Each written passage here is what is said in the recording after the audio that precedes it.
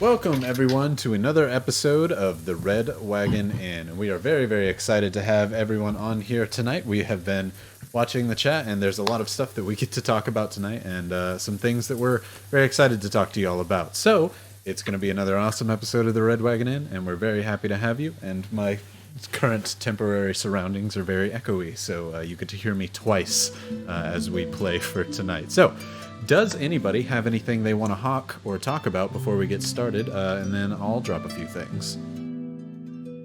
Ryan, you're just looking beautiful today. I just have to say, there's such a good sheen to that noggin of yours.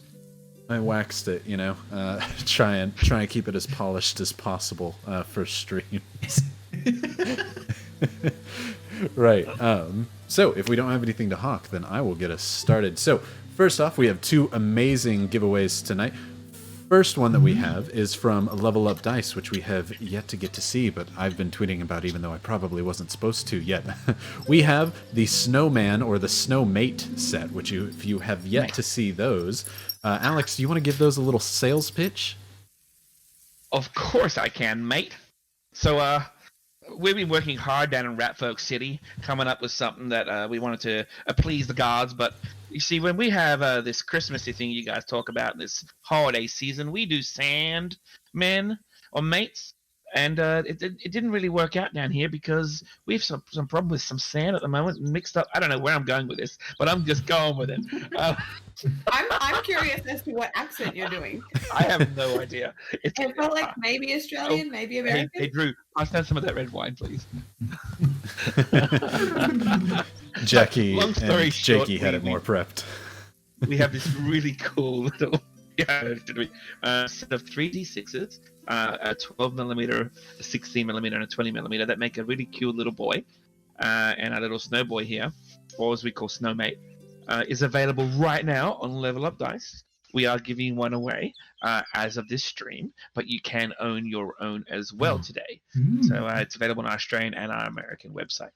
And they make great gifts and stocking stuffers, and they're at a very, very good affordable cost as well.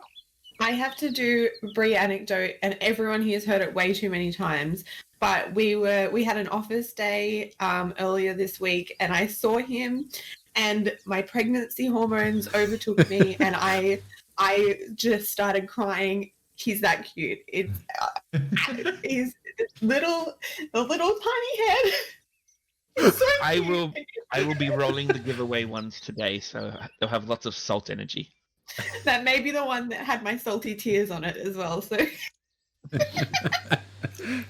if you don't at least make a tagline or something to sell those on, be like, Snowmate dies, make a pregnant lady cry. that absolutely needs to be you take the there. top two and you get a little rat folk snowman. A little smaller. You take the top one and the bottom one and you get a little someone who's eaten too much on a holiday season. Just me. You get a picture of me. I'm just going to play with these all day. I'm not even going to know what we're doing in the game. Right. It's very distracting. Or if you No hold them sneak up, attack. they're a little censored, right, Alex? They got some stuff going on. Yeah. These ones especially, they've got a blurring going on. Oh yeah, if he puts it in front of his background thing. Don't look too closely, guys. Those are the adult dice. they are. Sorry, to answer some of the questions, they are on aluminium, and the snowman is on the 6. They're not actually. They're aluminum, not aluminium. That's a GF4, made-up Ryan. language. They come from down under, mate. Fair enough. They do come from there. Yeah. We get made to them with name real them. aluminium. Right, and our second giveaway for tonight is actually coming from our wonderful Safi-chan, our official artist, who will be doing a commission, and it's a full-body commission, correct, Drew? Correct. It is a full-body commission. What a value! So the second giveaway of the night will be a commission from Safi-chan. So if you want characters that look exactly like these on the stream, that you see their heads and faces right there, that's what they'll be, because Safi-chan made those, and she will make you a piece of art full commission. So that's going to be very awesome. Is it going to be free? Thanks for asking, Drew. Matter of fact, let me tell you. Art by Safi-chan, make a pregnant lady cry. That's just going to be our tagline for everything.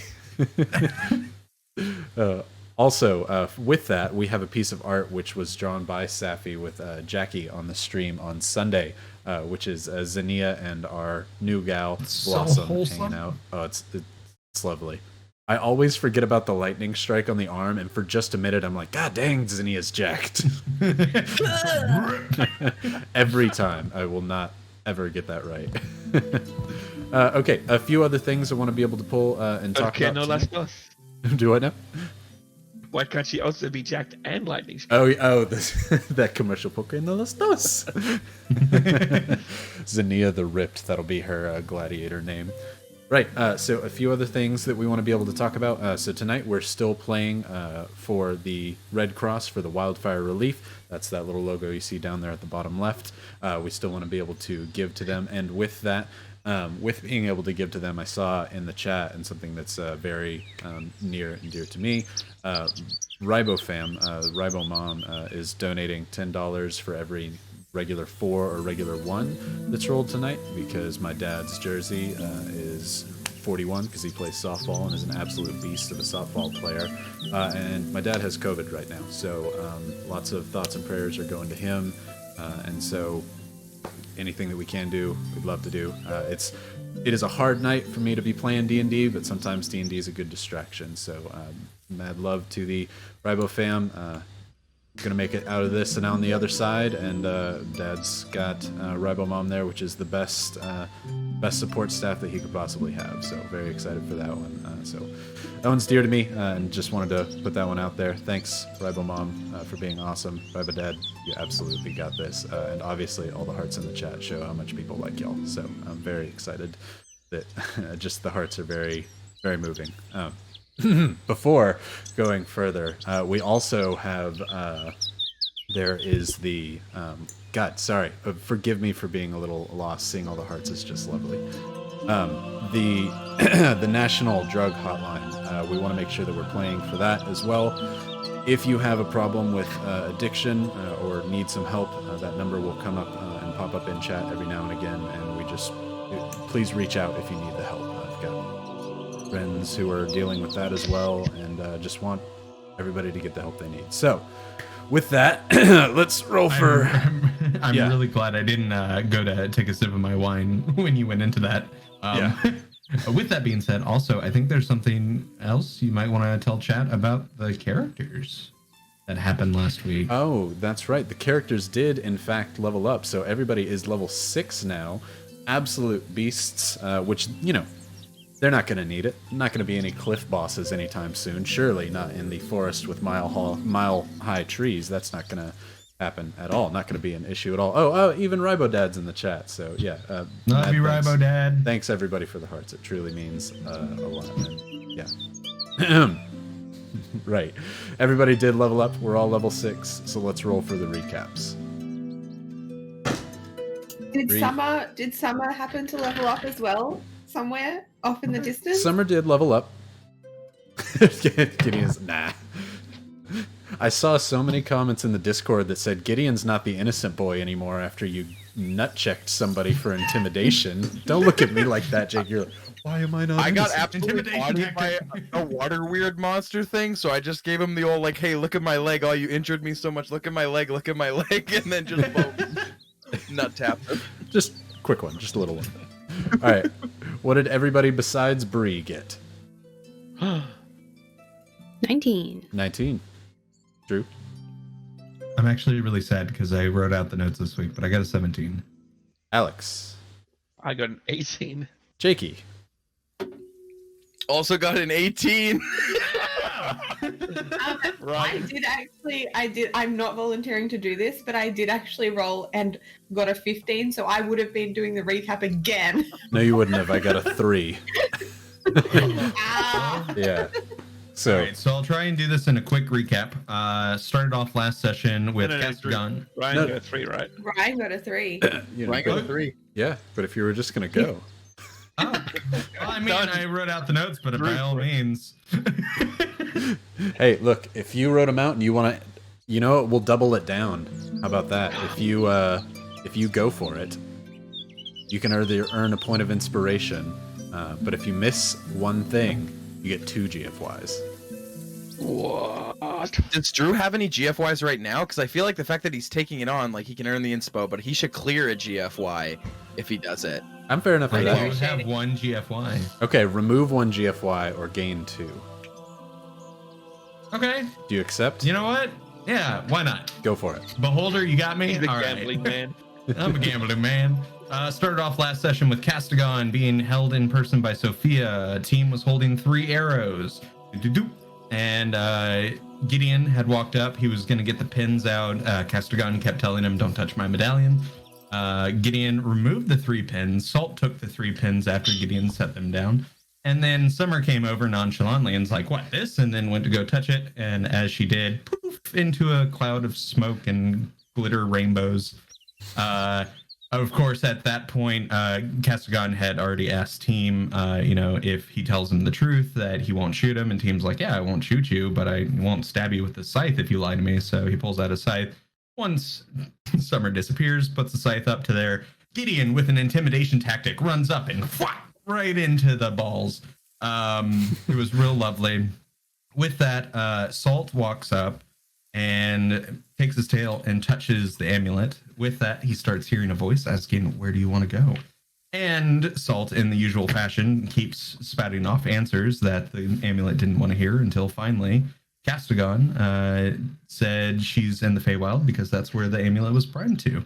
So with that, Salt, being his typical self, yelled out, the Feywild!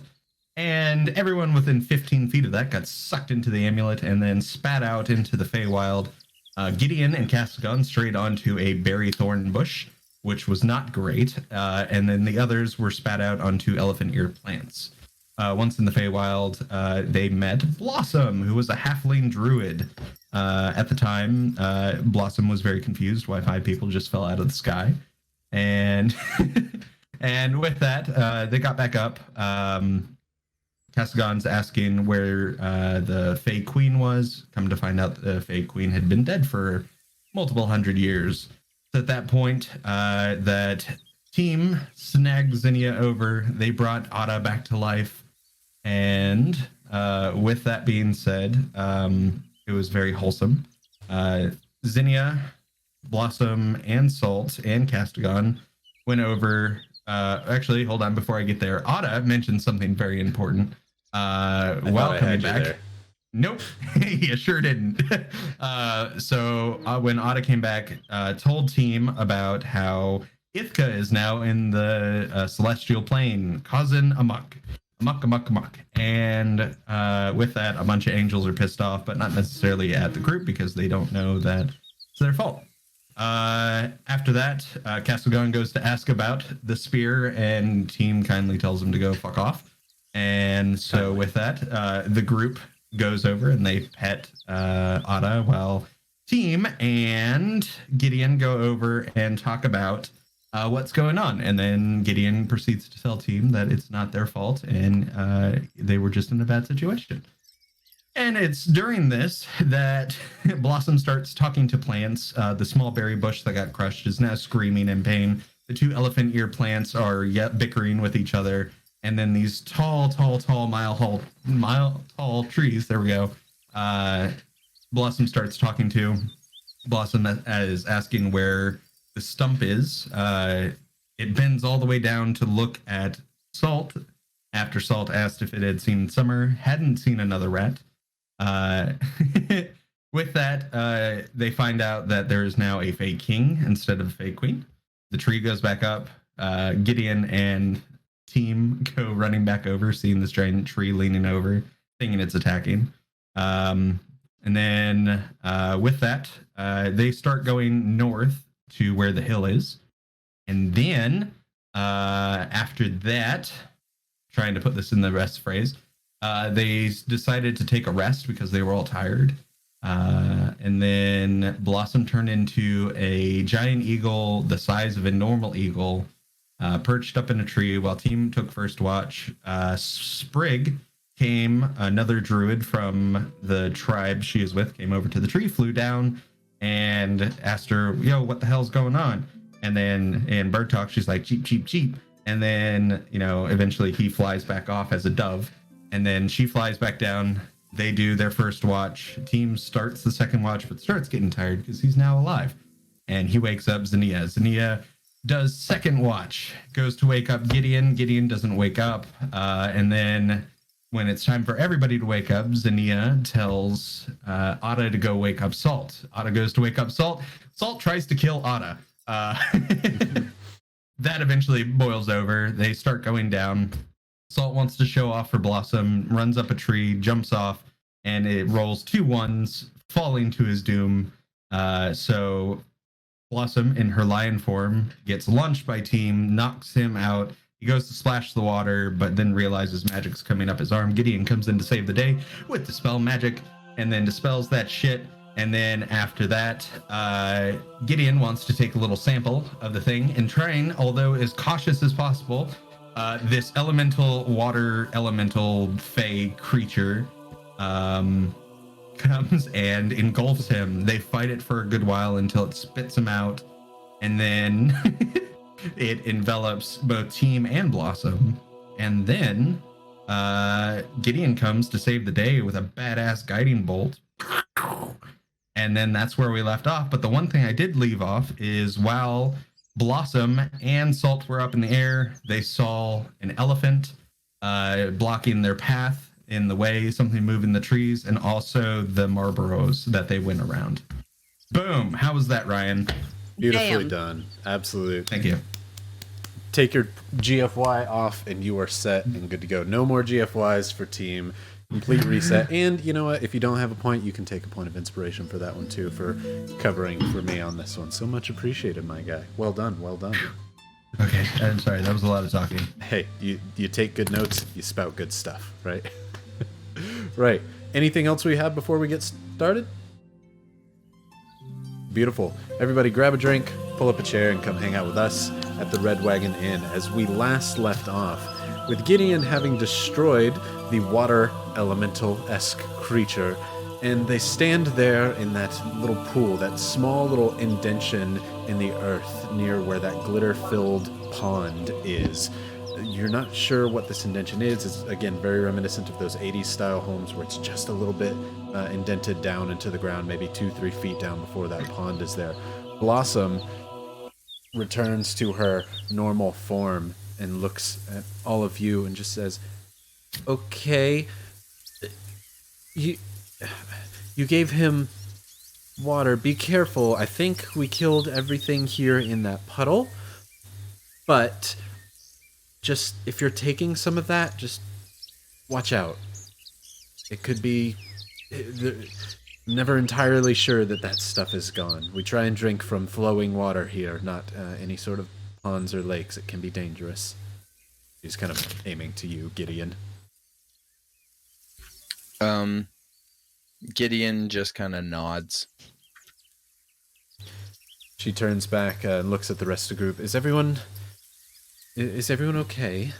Oop, I'm apparently a little loud, and I can fix that in my temporary settings. Okay. How dare you? A little better now. Music is loud. I don't know. You all tell me what's loud, and I can adjust on the fly. Right. But she looks. And while back you're adjusting that on the fly, I did also forget one more thing.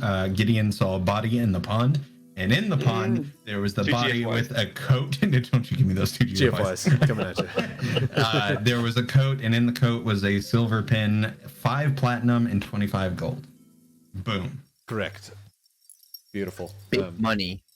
Only 5 GFYs then, team. Okay. Right.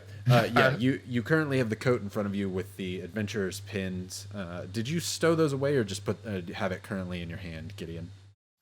The pin I threw to the party when I found it so that they could see what it was, and then I took the pouch of gold and I dropped it in Team's hand because Gideon started marching down the trail already because he's heading north. Correct. Okay, just making sure.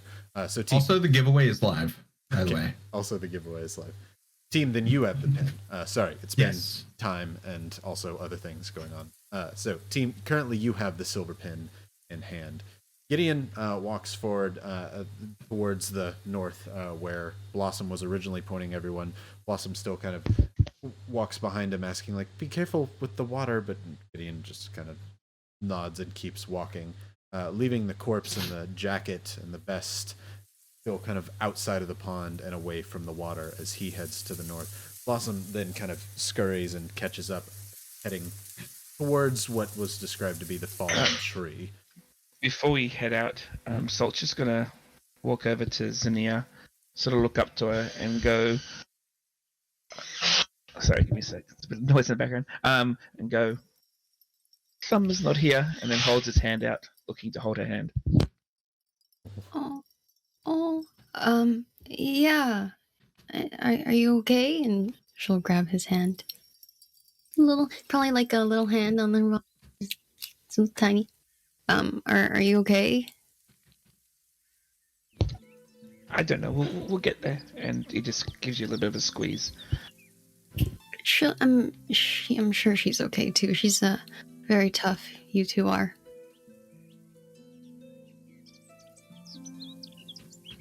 As all of you begin walking towards the north, Blossom's still kind of leading the way, though Salt and Zinnia team follow behind. Ata flies around overhead, just trying to kind of still scout the area, not wanting you all to ever feel caught out, since Blossom is no longer up in the air. Your what was originally hurried pace has slowed down to more of a, all right, we need to be a little bit more careful. We'll get there kind of when we get there, as no longer trusting even the water nearby, seeing that this area is quite dangerous. Blossom kind of cricking her arms and legs as she walks. She's says, I don't think that we're gonna make it there by sundown now. As she says this, you all recall, like, hey, I thought sundown wasn't for the next month or so. That sounds odd as she says this, but she can. But if we get there, we might need to find shelter in some tree hole or in some fox den. Just for the night at least. But I don't know. It's up to you all if you'd like to try and persevere through. Hey, Blossom. How long do you think it would take to get to the big tree? You said not till sundown? Well, probably. We would have to really, really run to get there before sundown now. Didn't you say that sundown takes a while, like a few months? Sorry, there will still be light. One of the two suns. When the purple sun is out of the air, it's a dangerous time to be out. Oh, okay. And how much time is that until? We probably have about 6 hours, I would say, until that happens. Oh, okay. And how long will this purple sun be out? I'm not sure if it's the same where you're from versus here, but about 12 hours. It goes in cycles. All right. We have 6 hours. How fast do you guys want to do this?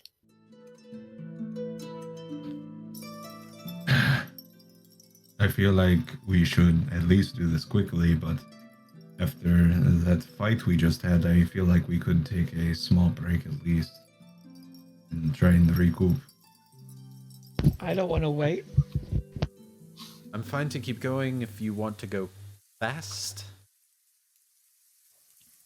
Tell us, if we were to go fast, what more would we encounter in the night versus waiting? Hopefully nothing. Hopefully we won't see anything on the way there. Not much follows in the path of elephants, save what you saw in the water. But there are phase beasts that are just harder to see when the purple sun isn't out. You can't see them with the naked eye. They hunt when the purple sun is down.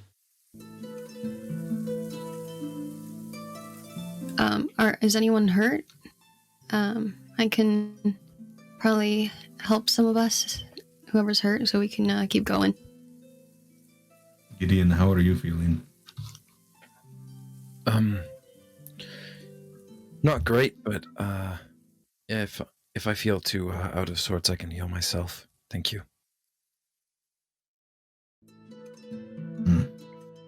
think we should,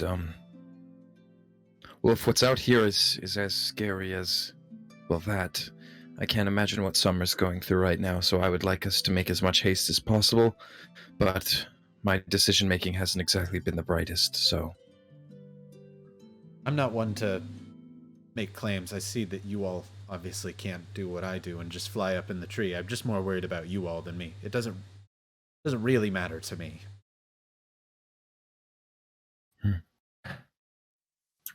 I agree with you, Gideon. I don't think you should doubt your decision-making process, because I think we should move with haste too. With haste it is then. With that, she kind of starts going at a jog and a sprint, trying to move forward. You all are much faster than she is, being that she is a halfling. Before she turns kind of whoosh and changes her form yet again from what was that kind of lion's mane with the bright colors underneath, she instead changes into what is the equivalent of like a cheetah. However, the colors coming off of the small little marks on the side of it are not that kind of brown on yellow. The cheetah in itself is more reminiscent of almost like a panther, where the main color is purple and these blue little spots kind of light up and glow around her. You're certain she would be very, very bright in the dark, but the daylight is at least somewhat obscuring that. As you're all kind of going, at this point, just to keep up with her, she's going very fast. This is almost a, not quite a sprint, but you're running at this point, no longer jogging. And with this, you're going to try and get there, but you may be exhausted by the time you get actually to the fallen tree. With that, is there anything that you like to be doing during this time, or just focus on getting there and avoiding danger? I have a weird question. Because we leveled up. Does a level take place after a long rest, or are we leveled up with the health we had last time? The level takes place now, and you can gain a new spell slot, but you don't like have that spell slot. So say I leveled up to 5, and now I have 3rd level spells. You have them, but your slots are empty until you take your rest. Does that make sense? Cool. I just want to double check and see how that worked. Cool. Right. So, what's a jingling noise in ambience? It's supposed to be wind chimes, but it doesn't sound like wind chimes. But it's keys. There's lots of keys in the Feywild. Start running. All right. So everyone's still running then. So with that, as y'all are running, I you're guess getting as stealthily as possible. I need everyone to roll me a survival check.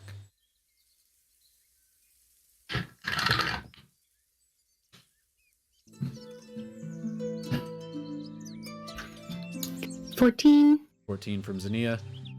Oh no. 4 from Gideon, or 22? 22, baby. Oh, dang. Team. 16. Salt? 7. 7. Solid. Good score from Blossom. Again, remember, if we get any nat 4s or nat 1s, everybody say so. So, with your survival skills, as you're going through the forest, you're kind of making this like figure 8 pattern through the trees. It's definitely not a straight shot, which you would think going straight to the north would be the ideal pattern. However, Blossom seems to be maneuvering you all through several bits of trees, and you start to see large clearings. As you're going through, you notice more and more clearings. Gideon, specifically, when you're looking through these clearings here, you start to see more of those ponds and small insets into the land, much like what you saw before. We lost Alex. This is a stream problem-filled night. No, he'll be No, right they back. just had to BRB. Oh, okay, gotcha. I was like, man, I'm just messing everything up. Right. Gideon, as you're going through, you start to notice puddles similar to what you saw before, indentations in the land, seeming to be that Blossom is going around these things as you're going north and forward. As you're all going through, you start to feel every now and again like the earth shakes. You just kind of, it's maybe every few minutes, it's not very often, you just kind of hear and feel. As you travel further and further northward, you feel it more and more. The ground kind of trembles larger as you're going forward. Blossom's little cheetah-like head kind of gives a nod, and you instead go around and further to the right, heading through some very, very thick parts of trees. You have to actually kind of pull your way through several of those large elephant ear-esque plants that are in your way. It's almost like pushing tent canvas continuously out of the way, like in a cartoon where you're running through a bunch of clotheslines and there's just blankets everywhere, just constantly pushing stuff out of the way. But when you get to the other side, Blossom is kind of stopped and still. Gideon, you're the first one to pop out to the other side, and you do the same thing. You hold your hand back for the rest of the group, who kind of slide their way up, and everyone stops. You see what at first looks to be like a large gray tree trunk up to the side. No, perhaps that's not a tree trunk. You're not sure. You're not familiar with this landscape. It almost looks rocky in its appearance, almost like big boulders on this huge cliff. Oh my god, it's moving. You see as the bottom of this trunk begins to pull itself up, what is very reminiscent of an elephant's foot in the real world, save this elephant's foot is maybe about 100 feet in diameter. Its toes span larger than most buildings that you normally go and stay in, larger than the Red Wagon Inn, as it has several of the toes on the front of it that pulls upward and begins to bend. You see underneath what the elephant was standing on is a giant puddle and an indentation in the ground, much like the one that you saw before. Coming out of the cracks of this thing's skin is pink and green liquid that seems to drip down, almost like something freshly walking out of the water, where water's just kind of dripping off of it, though you're not entirely sure how much water could even fit on this thing, or how this thing could have gotten that wet as it moves, mimicking the water elemental that you saw before.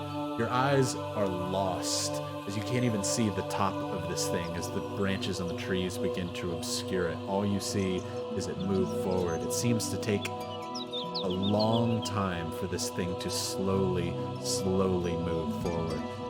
I will turn the music ambiance down, everyone. Okay. It seems to take a long time for this thing to slowly move forward.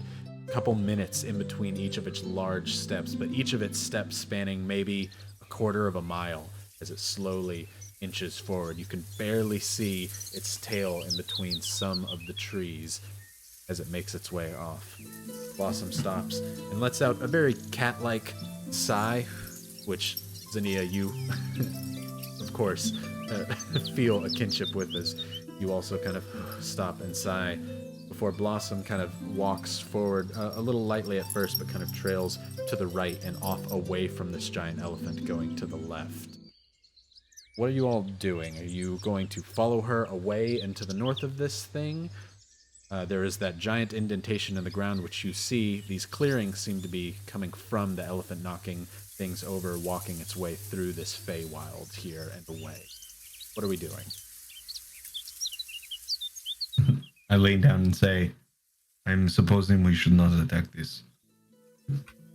You hear in like a cheetah, like her. It's that animal noise, that kind of thing that's like, no. Well, in that case, I feel like we should follow this one. And he points at Blossom. I say follow her too. Salt looks up. Someone's never gonna believe me. His measurement system entirely askew. Never again will he be able to call this the same. If anything, he's been looking at centa elephants. This is a full meter elephant instead of his scaled down version of things. Before Blossom heads off to the north. You all run at high speeds chasing after her. And while you're running, we're going to pause there. Summer. What last happened to you is you go up and see Castigon sitting there, held by Sophia in the bar. You go up and touch the necklace to help it off of his neck, but as soon as you do, you feel yourself getting pulled in through one of the gems and shot out in a rainbow prism towards a whole entire new world. As suddenly you land like a Harry Potter flit onto the ground inside a massive structure. It's so tall you can't even see the top of it. There's clouds inside of this thing obscuring your view. The only light coming into it seems to be from holes on the side of it, and glowing spore-like things coming off of the side, growing in sizes that make it look like you've gone under some horrible, horrible trip. These mushrooms, you call them loosely as they're oddly shaped, glow a bright iridescent pink and blue, illuminating the entirety of this structure of what you're not entirely sure. And around you, you hear nothing but the sounds, what almost sound like leaves rustling in the wind, grasshoppers chirping around you, but you see tons and tons of large creatures dressed and looking almost like what you're currently wearing in your Halloween costume.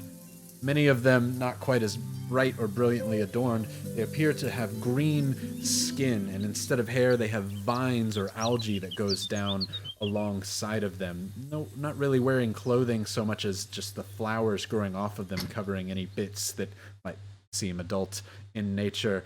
As you look around, all of them kind of turn and look at the side of you.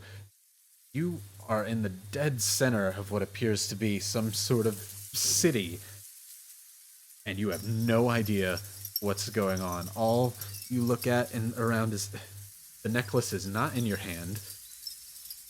And where are your friends? Are people looking at me? Oh, a lot of people are looking at you. What languages do you speak? I speak Elvish and Ratfolk. Ah, wonderful. Also common, but as you turn around and look, you hear again what sounds almost like wind rustling through leaves, grasshoppers kind of chirping, crickets very kind of doing it. I don't know how to imitate a cricket noise, but they're doing it very, very loudly as these plant-like creatures are kind of leaned down towards you. Several of them like putting their hands to your hair and kind of pulling it up, looking at you quizzically. These things about human in height, in varying colors of green, blue, yellow, and red all around you.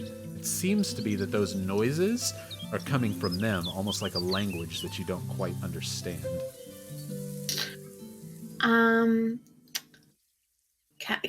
Castigon?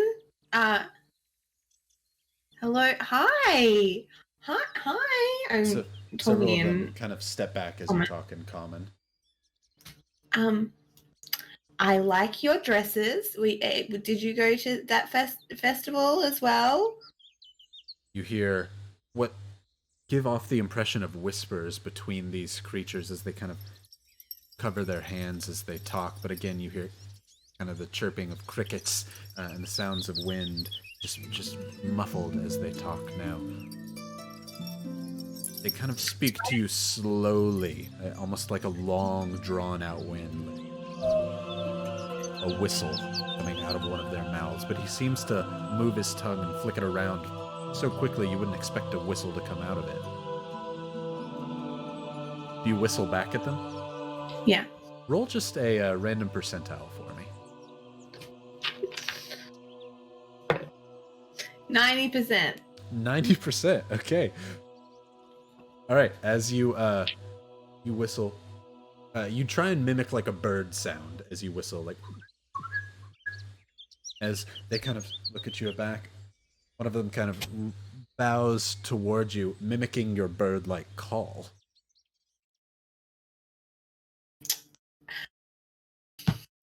Is Penguin with me? Is my hat with me?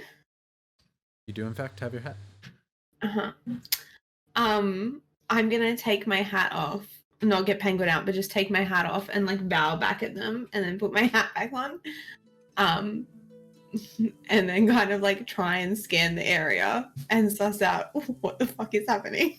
Roll me a perception check.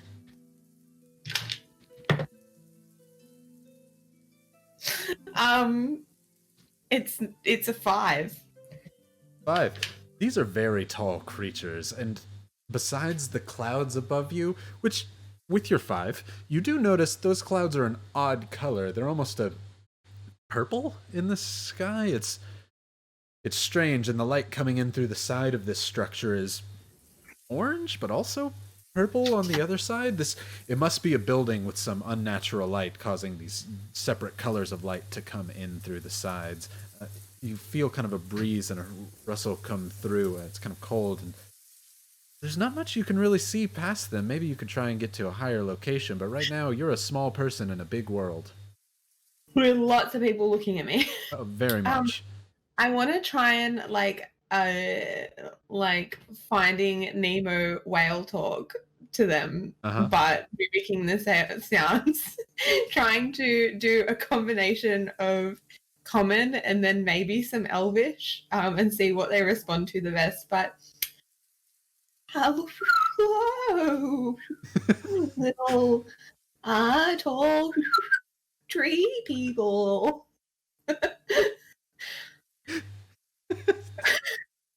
You can take a point. I love it. If you don't have one, that's amazing.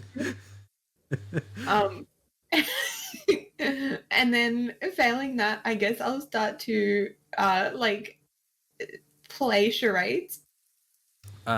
As you kind of speak out to them in the kind of like in Elvish whale bird combo, two of the creatures, one of them this kind of bluish color with a long vine that circles the hair, almost in a braid like yours. The vines kind of curl together into a braid that comes out to the front. As this one steps forward, it looks more masculine than some of the other ones around you, as it stands quite a bit taller, maybe about 6 inches taller than the other ones. As it stands forward, it seems to be perpetually wet, like he just came out of a pool. You can hear kind of as he steps and walks your way. As he kind of gets down to your height and level, he pulls on your costume's wings a little bit, and kind of pulls on like the skirt on the side of it, and he kind of flicks them and moves back before he whistles back at you what sounds to be almost like an owl's hoot as he hoots at you, which is obviously not a good owl hoot, but he hoots at you. I'm gonna... Oh, these are wings, but they're not real. Has he got wings?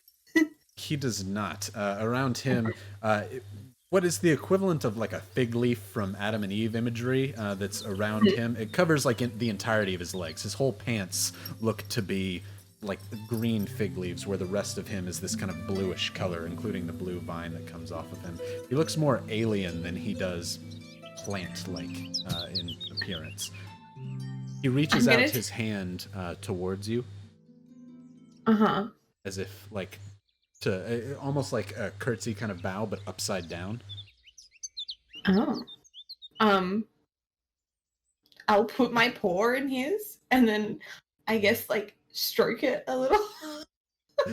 As you put your hand on his, he spits on both of your hands, and you kind of like try and pull away instinctually, but it's kind of sticky and kind of can't. As he grasps your hand gently.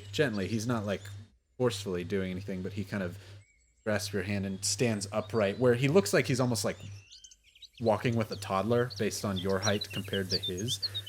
He kind of like nods his head this way and begins walking you off away from this crowd. You again hear what seem to be like whispers coming from the people all the way around as he tries to lead you away from the crowd.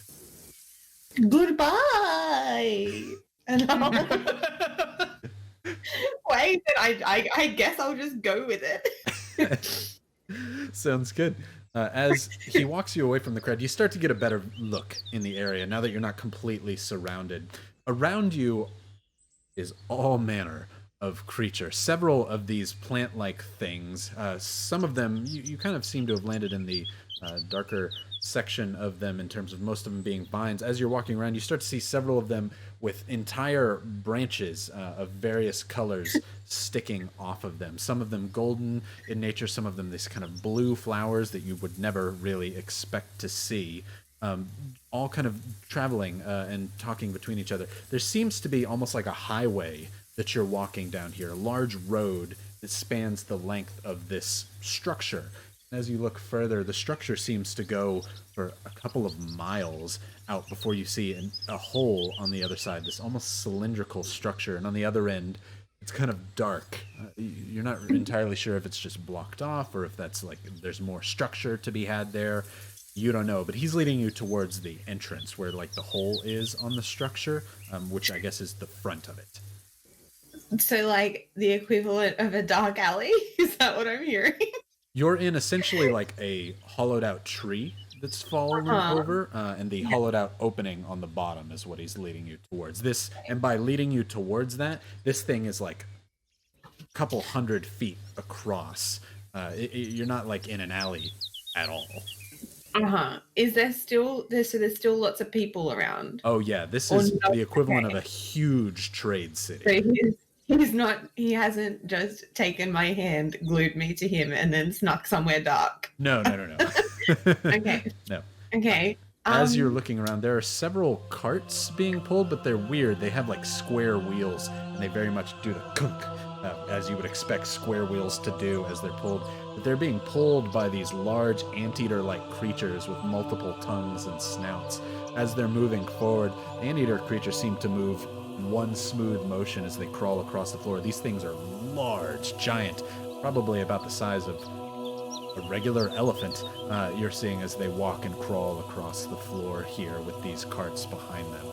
You're certain if you could bring wheels to this area, you could make an absolute killing. But this guy... kind of like, I pull on his hand that I'm stuck to a little bit, and I get like my other finger out, and I start like painting a cart in the air, and I use minor illusion to draw wheels and go, you know this? There's a better way. He kind of stops and looks down at you. He kind of kneels down as you have an illusion of a wheel. You put it right in front of his face so that he can get a good look at it, and he tries to bite it like you would a donut where there's a large wheel, but as he does so, it vanishes. Oh, you make it pop, yeah. A bunch of bubbles fly out in front of his face as he kind of looks around like... He pulls you close as if like to protect you. As you hear him kind of grunt and look around, and he walks a little bit faster this time. As instead of going towards the entrance, he actually walks towards the side of this large structure, which, as he's kind of pulling you a little closer, definitely looks to be like large tree bark that you're inside. Okay. I mean, I'm just glued to this person. I don't know what else I can do. I'm just gonna go with it. Okay. Yeah, he walks you over towards the edge of this large tree bark, and it's kind of ramped up because you're on the inside of a tree. So you're going up this very slow slope, and you get towards the side, and you see more of those mushrooms making almost like platforms on the outside that are glowing this strange color, and several bits of moss that are going up at the top. Sorry, reading the chat as we're going. Several bits of moss that cling to the top. Yeah. The moss is large, some of it appearing to be as large as normal trees that you would see, and the vines coming off of it are almost tree branches. You're not entirely sure what's going on here. Hey, Jakey. As several holes cut out into the side of this tree have little bits of pink light coming out of them before he kind of looks around. There's someone in front of him that stands at the edge of this hole cut into the side of this bark. This person is kind of akin to his height, very muscularly built, and purple in color, with a kind of an opposite side little braid like what you have. The man kind of puts his hand out and has what appears to be like a spear, but the spear appears to be made of petrified vines that he holds in his hand. He kind of holds his hand and he looks down at you. They exchange words, what is the equivalent of listening to somebody talk in a language you have no idea what they're talking about. It sounds very, very fast as they talk, though it is a combination of bird whistles, just straight wind, hoots, etc. Before the one with the spear pulls a spear up and reaches his hand out. The one in blue that's holding you spits on his hand and the other one spits on it together, and they kind of do a little clap before a little puff of pollen flies off in the air. And then he walks his way past this guardsman. You suddenly, what you asked Am before... I still stuck? Oh yeah, he's still holding you and pulling you forward. You going with him still? Yeah, I guess I'll like spit on my hand and then wave it really fast so some of the saliva like darts back and forth, and use minor illusion to make it look like there's pollen, and I'll go, Bye.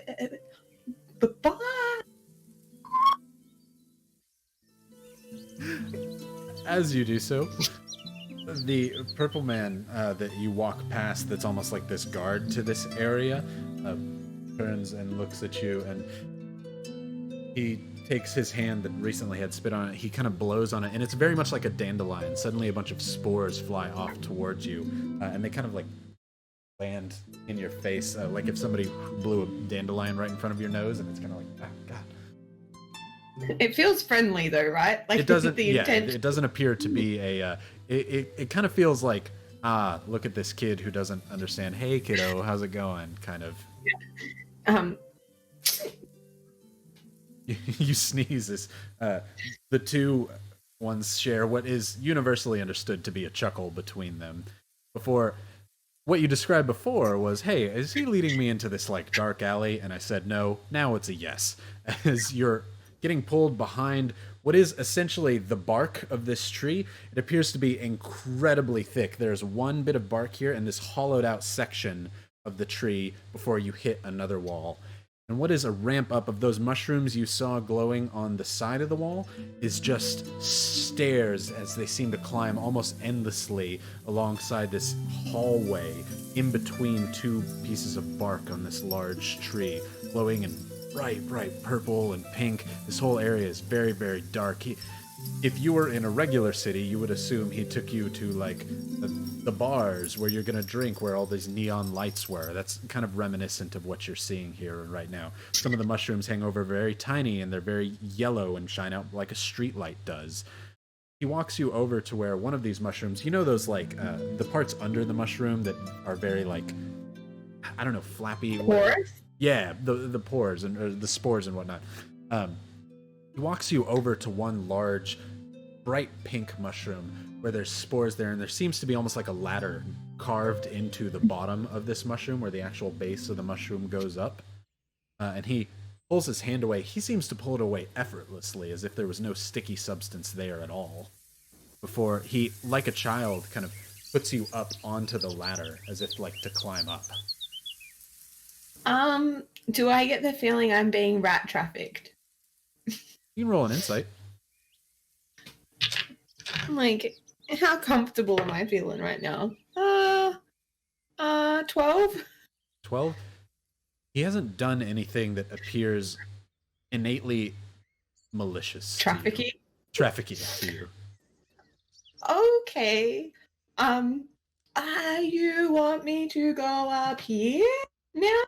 And I, like, minor illusion the rat climbing up the thing. He kind of looks at you, and he does like he nods his head sideways. Looks very Okay. concerned. Well, then I stay on the ground. As you go to get off the ladder, he looks at you like, he points like up there and kind of like scoots you as if to go up. You're like, wait. I shake my head.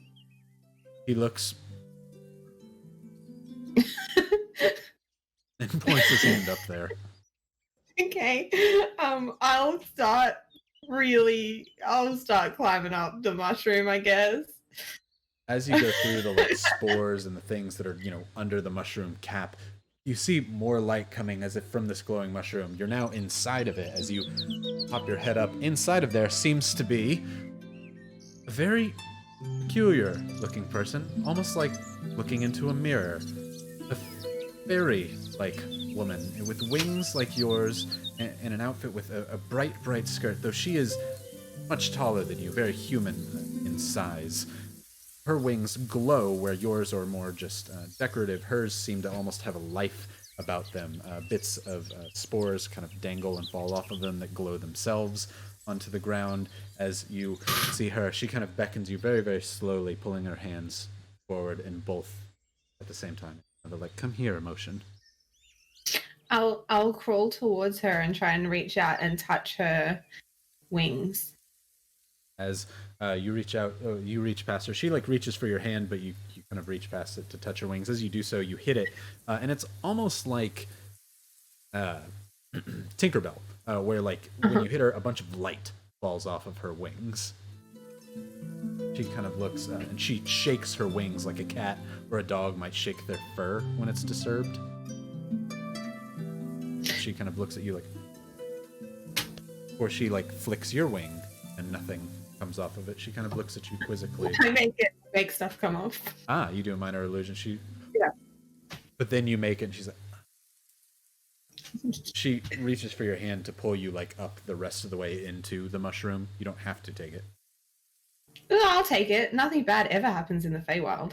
She's very, very gentle as she pulls you up. In the center of the room, you know how like a sunflower has like that whole section of seeds that's kind of soft in the very center of the sunflower? That's almost in the center of this almost, whatchamacallit, a yurt-like room that is inside this mushroom here. There's a sunflower-esque bed that is quite soft in the very center of it. She pulls you up and guides you over to the bed almost to sit. And she begins speaking to you in that same kind of misunderstood language that you don't quite understand. I don't speak whistle. Ah, she's finally, a language you understand speaks back to you. Ah, Elvish, yes? Hi! Where am I? Ah, Elvish. I know it good. Yeah, I know it good too. Right. You safe here. No worries. Where me is? The great fallen tree. I don't know Elvish name for it. Palace. Home. Fancy lady. She kind of bows and curtsies to you. Where, like, do you have Red Wagon Inn near here? I make the Red Wagon Inn, like the Red Wagon Inn sign. You actually roll an insight for me. Oh, that was good. 21. 21. As she takes a look at it, you see like a glimmer in her eye of recognition. But she looks back at you. I'm sorry. I don't what is? Drinks and adventurers and music. She Stereo. She reaches her hand down as thinking that you're asking for drinks. She basically pushes heavily onto the mushroom until moisture comes out, almost like dew in her hand. That's this kind of greenish brown water that she holds in her hand, as if for you to take a sip from. I'll reach into my bag and pull out the cactus juice and offer that. She kind of holds it to one hand and, thinking it's a trade, she holds her hand out cupping for you to drink and holds the cactus juice. I'll get closer to her hand and see if she puts. As she pops open the cork of the wineskin and drinks heavily from it. I will drink the mud. Oh. She kind of looks like, oh, almost like as if invigorated, like, oh, very, very strange water. Don't drink too much. Just a little bit. Where are you from? What part of Wild? She very much does like eloquent movements as she talks. Wild? I'm from down under. She looks now suddenly very concerned for you. Have you just sprouted? I climbed up this mushroom. A young seedling. Young seedling. No, understand. I understand. I'm 6. 6. Looking at you as if to clarify 6 of what? Years. Round. You have been alone for 6 years. Well, just recently. I was just at the Red Wagon Inn, and then, I mean, Gideon didn't say these costumes would like be this effective. You know, Traveler? Traveler. I travel. I have also traveled. She kind of like bows her head towards you, and as she leans up, she blows again, just like the dude did before, and a bunch of like dandelions fly towards your face again, pelting you. Do you magic a minor illusion? She looks at it and takes like a big breath in, as if it's. You're welcome. We are kindred, like sisters. Then. Are you also you're a very tall rat. I have traveled, been with Traveler. Yeah, Also, I've been with tons of travelers. I thought there was only one Traveler. Nah. Oh mate, people travel all the time. As in, people travel? Also, beautiful cat. You know you get a point if you don't have one, but I think I already gave you one, so. You travel like, all the time? Like, I don't ever not travel, really. I thought only people traveled here. So faster now. She reaches over, like into her pouch. She has like a very small little, a small purse on like a string to the side that she reaches into before she pulls out what is a beautiful, beautiful cherry blossom, as if it came straight from like a Japanese cherry tree. And she reaches over to like put it in your hair. Thanks. It's been a while since I had a sister. She turns her head and almost what looks like undoing like a ponytail. She pulls her hair out, and what her hair comes out, it looks immediately like a flower around her head, just a bushel of those great pink cherry blossoms around her head. It flows almost like Medusa-esque vines around her as she smiles and kind of nods towards you. Do I have anything I can give this lady? You guys are so nice. I really would like to learn. I like to play music. And then I like make musical la la la la and make some music notes come up. Do you like your music must be beautiful? As you kind of like you do kind of like a la la la la. She kind of looks at you and recoils in disgust, like Bad music. Music. What? Very different here. Music. As she kind of holds her hands out and makes magic, you hear what just sounds like babbling brooks and streams around you. You hear crickets chirping on a starry night around your head as she kind of. She's singing this. You can kind of tell. You barely see her lips move every now and again. It seems to be her singing. I'm gonna have to like learn how to do that. That's real pretty. I don't really pleases have it. Traveler. Yeah. Oh, have you heard of chat before? Chatter? No. Whispers. She whispers in a quiet whisper. She says, "No," thinking you're asking her to whisper. This is super, super lovely. I really like it here, but I'm a little confused because like just a couple moments ago I was not here. Where were you? In the tavern. The bar with the drinks. Traveler.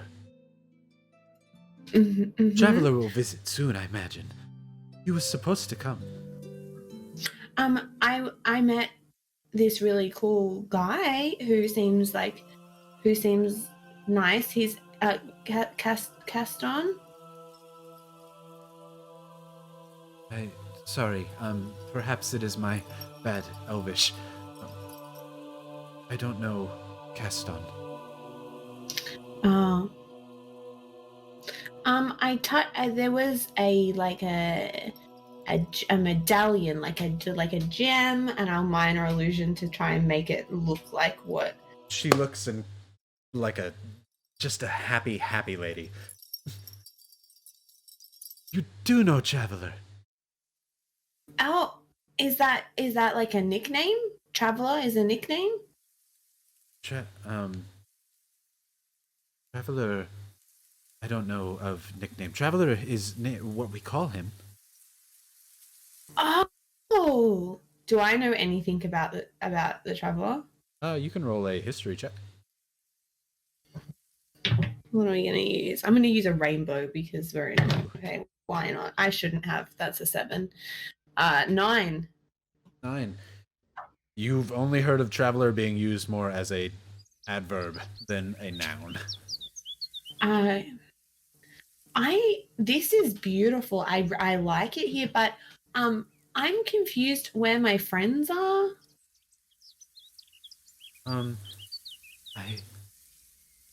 Perhaps in city? Who? What's the word? Who bought you? Who bought me? Yes. I mean, I used to, I guess the circus? Circus, huh. I know the word, but we don't have one. I'll reach into the hat and kind of like push Penguin aside a little bit and like reach in for something to juggle, and I'll pull it out and I'll start juggling and go circus. Now I own me now. I own myself.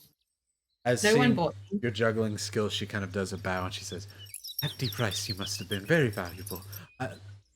Very, very good, very good." And she kind of does like a clapping motion, but her hands never actually touch. Can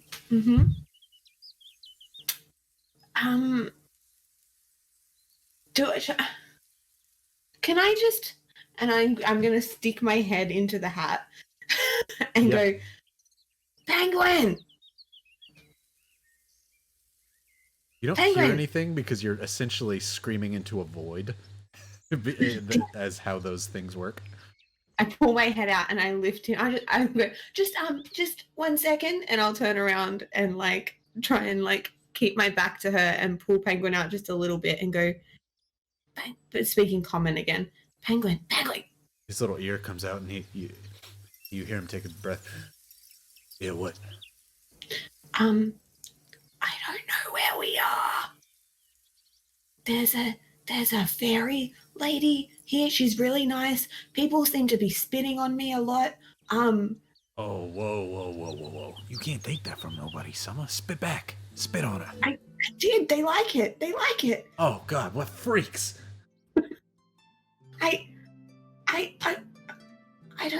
They don't know you're here.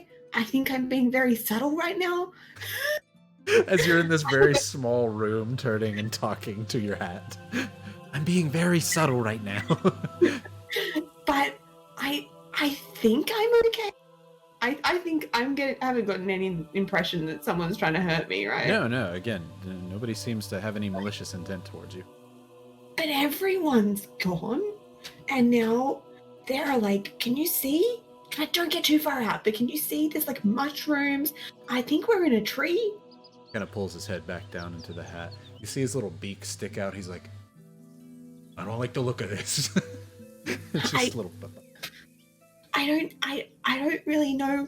She doesn't. She speaks Elvish, not as eloquently as I do, but she speaks Elvish, but she just got no idea what I'm talking about right now. And they speak like this, and I turn around and look back, but then look back at the hat and go. But it's words, and also he tries to like whistle back, like sorry, I got no lips.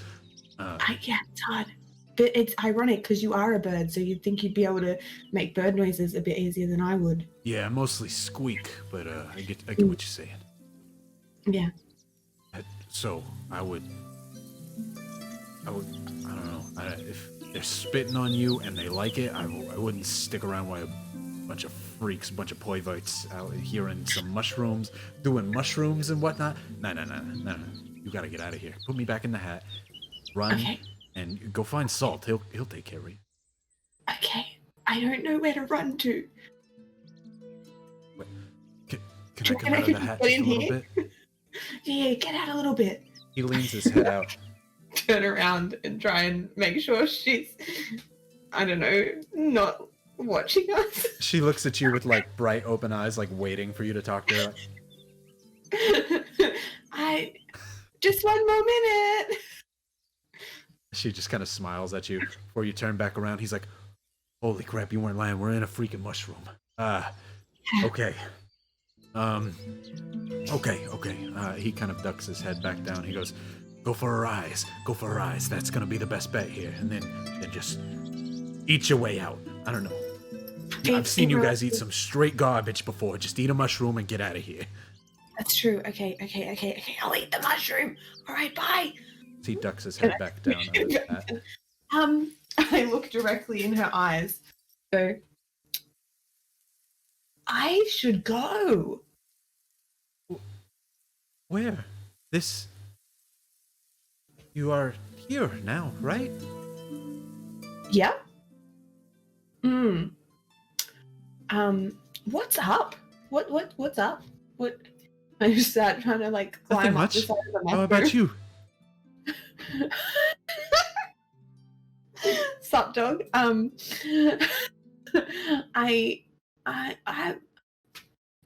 just like gingerly start to see if I can climb up the side of the mushroom and go. You've been so lovely. This is I just think I should probably go find my brother now and try and climb up the mushroom. Oh, well, I'll wait here. Do you have permission to leave? I didn't have permission to come, so I guess so by default. Yeah. Maybe you can go then. Come visit sometime. Okay. Bye. I'll run up. Can I run? Is this a wall? Can I climb this thing? So you are inside a yurt. So it is like a domed tent that is maybe about 10 feet in diameter total. As you try and look around, you walk to the other side of it before you realize, where am I gonna go? Before you walk back over to where she was and you look down, there's the whole kind of spores and frilly parts under the mushroom cap that you climbed through before you might be able to climb your way out of. Can I lick the mushroom? You want to lick it? Yeah, is it edible? I don't know. Try licking it. I lick it. Okay, roll me a con save. This is gonna be great. I'm sure it's fine. 15. 15. As you kind of lean away from her towards like the wall, like I have right here, and you just kind of do a big lick up it, trying to see if this is edible. As you do so, very much like pouring a packet of Kool-Aid directly in your mouth, you pull your tongue back and look out at it, and it is glowing and covered in whatever these glowy spores are from this mushroom. However, there's a big non-glowing part of the mushroom right here in the shape of a tongue. Okay. What is it? Does it taste okay? Does it taste edible? It tastes like pure pollen. It tastes like an allergy on your tongue.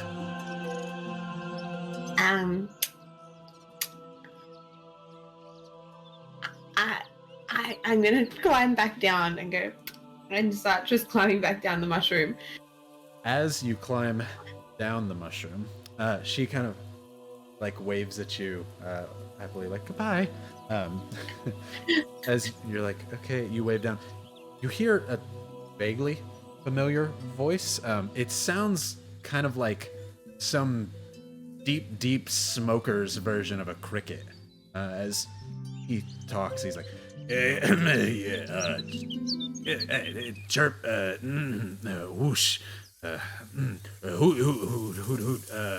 As you see him, sorry, he reaches in to his pouch and pulls out, and you see a familiar face. You see Castigon there, standing, talking to the purple man from before, as he reaches into his hand, as he pulls out several small little mushroom caps in his hand, glowing, very, very tiny, but they appear to be petrified as he hands it over to the purple one. Ah, Castigon! Hey, I told you she was here. This is my girl right here. This is who I was looking for. Thank you, Maestro. As he kind of touches the back of this thing's neck, and it kind of pulls away from him as if repulsed by this thing. As he walks over to you, as he says, "Summer, Castigon, good to see you again." As he shakes your hand as if meeting you for the first time. I'm gonna try and take it away as though I'm worried that it will stick to me. You pull it away. He's like, "Nah, I don't keep any of that stuff on me." Where are we? Oh, we're in the shit now. As we're going to pause there and go back to the rest of the group. As Gideon, Salt, Team, Zinnia, you're running behind Blossom. You begin to see that purple sun fading behind the trees. However, in your travels, Blossom eventually starts to slow down. You've been running for a while. You're barely catching your breath before Blossom kind of stops and slows for just a little bit. We're turning back towards you and returns to her halfling-esque self. It should just be right behind these bushes. When we're in there, do any of you speak Sylvan by chance? I do. Still a what? Sylvan? Yes, I do. You speak Sylvan. Great. That's right. We talked. Speak to me. Let me hear your accent. There's a difference between Southern and Northerners here. Hello. I want to Whistle, tweet, give tweet. me like your version of a cricket sound, so that I'm not the only one who can be made fun of. Cricket. cricket. Cricket. Oh, great. So you're obviously from the south. Yes. This is where I learned most of my Sylvan in the desert. You should be fine then. Okay. You can find your sister, ask for her. If you speak the language, you should be no problem. I don't really have any particular business to do here, and I'm tempted to go home. Well, you brought us here, and not much we can appreciate. We cannot expect you to stay with us forever. You do have young ones to take care of, after all. Well, yes. I am a bit remiss, though, as she kind of goes over towards Atta and gives him like a pet and a scruff behind the neck. He's like, "'Cause I'm gonna miss your friend here. He's a good guy." Aren't you, buddy? Atta. As that happens, and I think only Zinnia will see me do this, Salt had pulled out a little coin that looks like he's had it forever, and he was you could see he was kind of contemplating giving it to Blossom, and as he hears her say that, his shoulders droop a little bit and he puts the coin away. You hold it back to the side. You kind of turn to him and just give him a quizzical. I look, but I don't take note. I mean, I don't say anything. I just take note of it. She kind of scratches Atta's back and is like, "He's a good boy, aren't you?" And Atta, of course, replies like, "Yes." Before Team leans down and in the language, he says, "Quibaton," and Atta begins kissing her face. as she kind of Atta kind of licks on her face, she's like, "Okay, I just wanted to make sure." She begins speaking in a language you don't really understand, team, to Atta. But you hear Atta speak back like, "Oh, of course, no problem." As you see her, great. As she reaches behind and she pulls out some of Atta's fur, kind of like winces, but it kind of shakes it off before she kind of smells it and throws it into the wind. Says, "Will you be all okay then?" I think so. Is there any way we can contact you just in case, shit hits the whatever? She reaches into her pouch and pulls out a small piece of parchment, but it's very red in color instead of like the typical parchment color. She just kind of hovers her hand over it for a second. She says, "My clan is miles to the south. You saw. If you ask for this, you could probably get a ride to us if you needed me." Also, if I rest by morning, there's now that we're in a new place, there's some things I would like to prepare, so we could get a hold of her at any time. Oh. Okay, please don't just pull me away or banish me like you all did suddenly. It'll be magic in the mind. It'll be more of a message of communication. Right then, I'm to head back to my kin. I would keep voices low that aren't Sylvan, just as a precaution. Is there anything in particular I should say or do? You can ask for your friend, but do not go to the far end of the tree.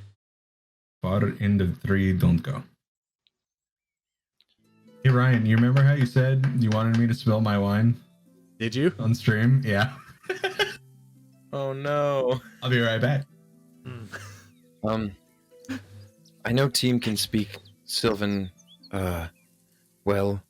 Again, if we rest, I have another spell in my book that for about an hour at a time, I would be able to speak Sylvan. So if we need to do shopping or anything, if Team goes with someone and I go with someone else, we can divide and conquer. If we're looking for summer, I would just recommend we sleep on it beforehand. You seem to sleep a lot. I run out of spells quite often. Maybe if you walked, you wouldn't lose them as quickly. Fair enough. I'm gonna flash my little hourglass a little bit that I have in my hand when Salt mentions that I sleep a lot, and I just look at it and then I put it back in my pocket. Like someone who flashes a small flask when somebody mentions alcohol, like, "Hey, I'm here." That Gideon kind of shakes an hourglass towards you. I don't really know what that means, but hey, time. Poor Blossom says, "Great, sleep, do whatever. Once you go past these bushes, it will be intimidating, but worry not. Just don't go to the far end. I'm to head back. Have a great day. Travel safe. Fall no longer on any bushes." She kind of looks at you, Gideon. "And don't drink from anything that isn't running water." Friends give hugs, right? "Oh, of course." She goes for a hug to you as you kind of basically completely recreate the image that's here, which I will put up there as Blossom hugs you and hugs with just, it feels like a bear hug to you, Zinnia. Almost like whenever Salt or Summer just have missed you for quite a long time. That's what you're getting here. Very, very friendly person. Be safe, please. You too. Be very, very careful. Oh! Brown water. Drink the brown water. Drink the brown water. Okay. She turns around and very much in form where she turned into like a lion or a cheetah before. Now she mimics Atta in form as she turns and changes shape. And when she does so, the wings that grow out of her back are butterfly wings, but she is still in the jackal-esque shape. But they, like a Fae dragon, flies up in the air before she flies off and down to the south. As she goes... No, go ahead. As she goes out of range, Salt will kind of look up and go, "Bye."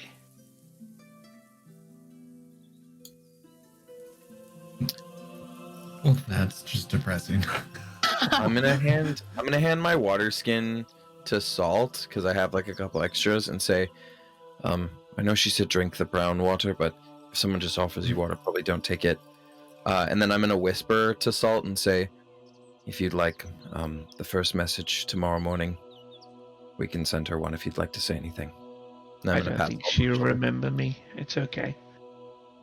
And then Keen looks down to Ada and says, "Don't you remember a time where there were others like you? Look at that. There we go."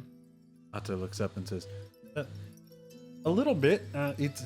It's been a while. I wasn't asleep like you for so long. I forget so many names and faces. But I like her in that form. She's quite pretty.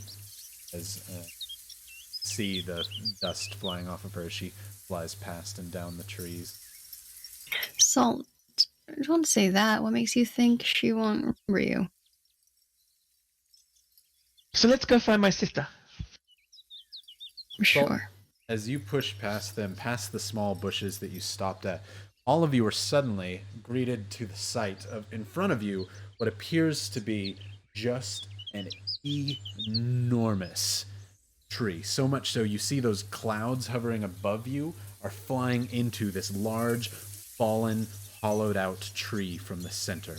Giant purple and pink clouds flying in, almost creating its own atmosphere inside of this thing. So what you see towards the base of this hollowed out, tipped over tree are several of those vine-like people with those mushroom cap-esque helmets that are incredibly large. Two really large masculine-looking ones holding almost what look like collars around those Marlboros that you saw before, those giant vine-like maws with huge teeth. These things are just kind of sniffing the air as everyone walks by and up and down this pathway here. Those giant vine creatures, the Marlboros, which for those who haven't seen are basically just Tangela, but with Tangela the Pokemon, but with huge giant gaping mouths and eyes all over that spout noxious fumes. They're holding them almost like a collar, like a pet, these sylvan creatures, as these Marlboros are sniffing people coming in and out of the city here on both sides, just kind of holding them back. They seem to have quite a lot of strength in these sylvan creatures to be able to hold these giant things back. But you just kind of have stuck your head out of the bush there as everyone else is kind of doing the Scooby-Doo thing where everybody else's heads are peeking out of the bush, observing this giant tree in front of them. What are we doing? The purple sun is down, right? It is getting there. You all, as you're kind of coming up a little closer to it, you're still kind of vying for breath. Because you went quickly, you are going to take 1 point of exhaustion. Oh, I'm a little tired, and like Blossom said, invisible things come out when the purple moon is down, so I don't mind taking a rest here. I think we covered a lot of land today. What do you guys think? Yes. I want to find I my strongly sis. agree. You guys can rest. I'll go look. Salt, I don't know if going into a foreign land by yourself is a good idea. I mean, haven't we just been going in foreign land since we met? Yes, but Yes, this but- is yeah, extra this is quite- dangerous. This is quite different. We are on a different plane of existence. Things might work different here, and you don't What's an speak their existence of language. planes? Oh yes, like there's the celestial plane, and this is like the Fae Wild, which is its own. Is it like the down under thing. plane? That I don't know. I've never been there. Salt, how about you and I will go for a good 30-minute walk while they get settled and get us a room. I will use my spell to locate an object, go look for Summer's hat. It has a range of 1,000 feet. If we don't get any blips or anything from Summer, we rest, and then in the morning I can use some potentially clairvoyance, or we can use other spells. But we'll do a quick look around, keep ourselves safe, get our bearing, and then first thing in the morning we can leave. I mean, you could try. I can find my sister in any city, so I have a very good nose. I mean, I don't doubt you, but I don't know if this is any city. This place is kind of scary. Oh, you've seen nothing yet. Wait till I take you to my down under. Oh my gosh. It's so much fun. Look at the colors. There's purple in the sky. Before you leave, I was thinking of talking to Robert. I haven't done this on a different plane before. Hopefully it still works. If you wanted to stick around and give me some words to send over. Summer's usually better. I can try to channel my Summer. Yeah. Start with We're unhappy with you, Robert. That's a good start. I think. I think You left Zinnia, us. maybe How we could can just talk to Robert later. So what about like what are ways you think that are like good that make someone think that you miss them? What are like ways to say that?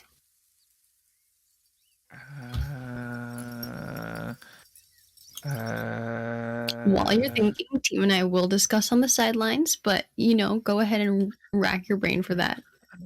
And Gideon, you speak Sylvan, yes? This way. No, I mean- but in the morning I can make it so I can speak any language. I can do this way. This is what makes me nervous. You walking around without knowing their language. If something was to go wrong, you wouldn't be able to talk to anyone today. I mean, that's fair, but with a 30-minute walk, I can't forget. How do I say this? I have a very good memory, so if Salt and I get lost, I will just trace us back to where we are. And actually, here's a GM question, I guess, because I've got keen mind and I can remember things. If Team was to say phrases in Sylvan, can I memorize those phrases? You probably could, yeah. I mean, if somebody told me something in Spanish, if I needed to, I could learn it. And your character is far smarter than I am, so sure. I have an idea, Team. While you're getting the message ready for your friend, why don't you give me some basic phrases of I need to go back home, I am not a danger, just give me like 5 easy things to say that would de-escalate a normal situation. And then in 30 minutes, the worst thing that could possibly happen is Salt steals from someone, so the first one should be he didn't mean to, he'll say sorry. What do you mean I steal from someone? Well, maybe the term borrow from someone. Borrow. Okay. Zinnia, I've thought of like 50 different ways, and I think the best way of saying it is to say, I miss you. Oh, that's straight to the point. I really like that, Salt. That's a good idea. I mean, I can give you all the other ones if you'd like it. There were some really, really good ones, but there was one, but I feel like unless you really, are a rat at heart, you won't really get it. Robert is not a rat. I'm not sure at heart, but he's definitely a dragonborn.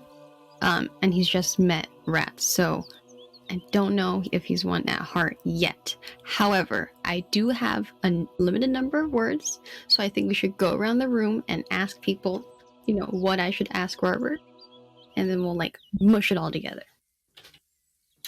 Well, while we're at it, we definitely need him to know that he has only so many things he can say back to us as well. We don't want a repeat of last time. The god of chat is just sending me right now. I feel like I know things. I'm getting a sense already. I feel like you're saying, if only we could send the message to this. All right. What are we doing then?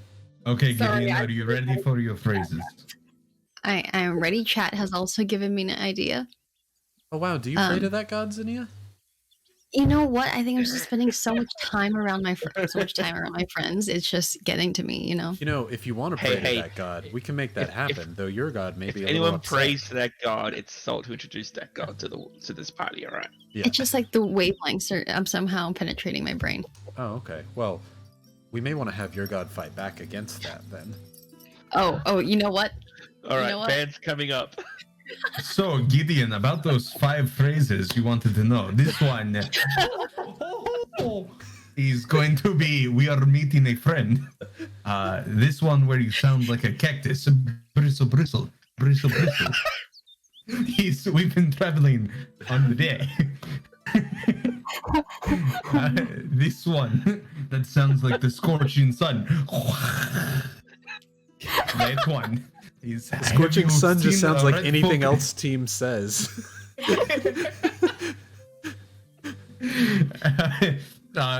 These other ones are they're hard. I don't know the exact word for time. So maybe just thank you, which is just a simple little tweet. And then your next one is going to be a beautiful little lullaby that you hear from. There's these little mice that live in burrows. They sound like this. And then Is the mouse from the Burrow Speedy Gonzalez? No personal questions, please. And then, of course, the last one is just, it sounds like a river running through the scorch. It's just babble, babble, babble, babble. I'm gonna do my best to remember those. Yep. Yeah. Sylvan is absolutely a language I'm very familiar now. If you don't say those properly, they're going to think you have a bad accent and might not understand you. So I'm going to need you to really recreate them when it's time. Just FYI. Thank you. With my keen Point to your memory, team. someone remind me. I'll do the sounds. I'll just need someone to remind me what the sounds were. Jacob doesn't have a keen mind. Right. Jacob's got like a little goopy goblin brain. That's like, I have an int of 4. Why am I playing a wizard? I'm playing a cleric too. That's the weirdest part. Right. So, the team gives Gideon a few phrases to use. Zania Very and good Salt, phrases. what are you two specifically doing? Salt, now that I'm thinking about it too, I have some I think I have some extra energy in me to maybe contact your sister. I totally forgot that I How had would this you do that? ability. I was so Oh. drunk yesterday. Alright, I'm gonna have to throw out a GFY to Zania. You know you earned it. You didn't think of that. You were looking at chat the whole time. Okay, to be honest, I thought about it and then I forgot about it and then chat reminded me. I forgot I had this spell in general. So that's Hey, look, Ryan. All I'm saying is the god of chat acts in mysterious ways. Sometimes you just kind of control chat, okay? I mean, I am so happy for the god of chat to start, whispering to Zania and trying to get her god out of her ear. And we can make that happen if that's the route she wants to take. Uh-oh. Zinnia grew up with this religion. She will not do anything to So, Jackie, remember, it's the sun come down. I'm just wrecked from this. Then that's one GFY for Zania, but you think of that through a whisper in the Fae Wild. Damn, Also- Zinnia has 3 GFYs. Holy shit. You got more than Salt. Also, I'd like to think that Sylvan is like teaching a kid at a summer camp the actions to the songs. Then we dance through the babbling brook, and then up comes the sun. I love it. Just saying. So, Zinnia to Salt. Continue. Salt, who would you want to talk to first? He just looks at you, sort of stunned for a second, like as if you haven't even asked that question. Like,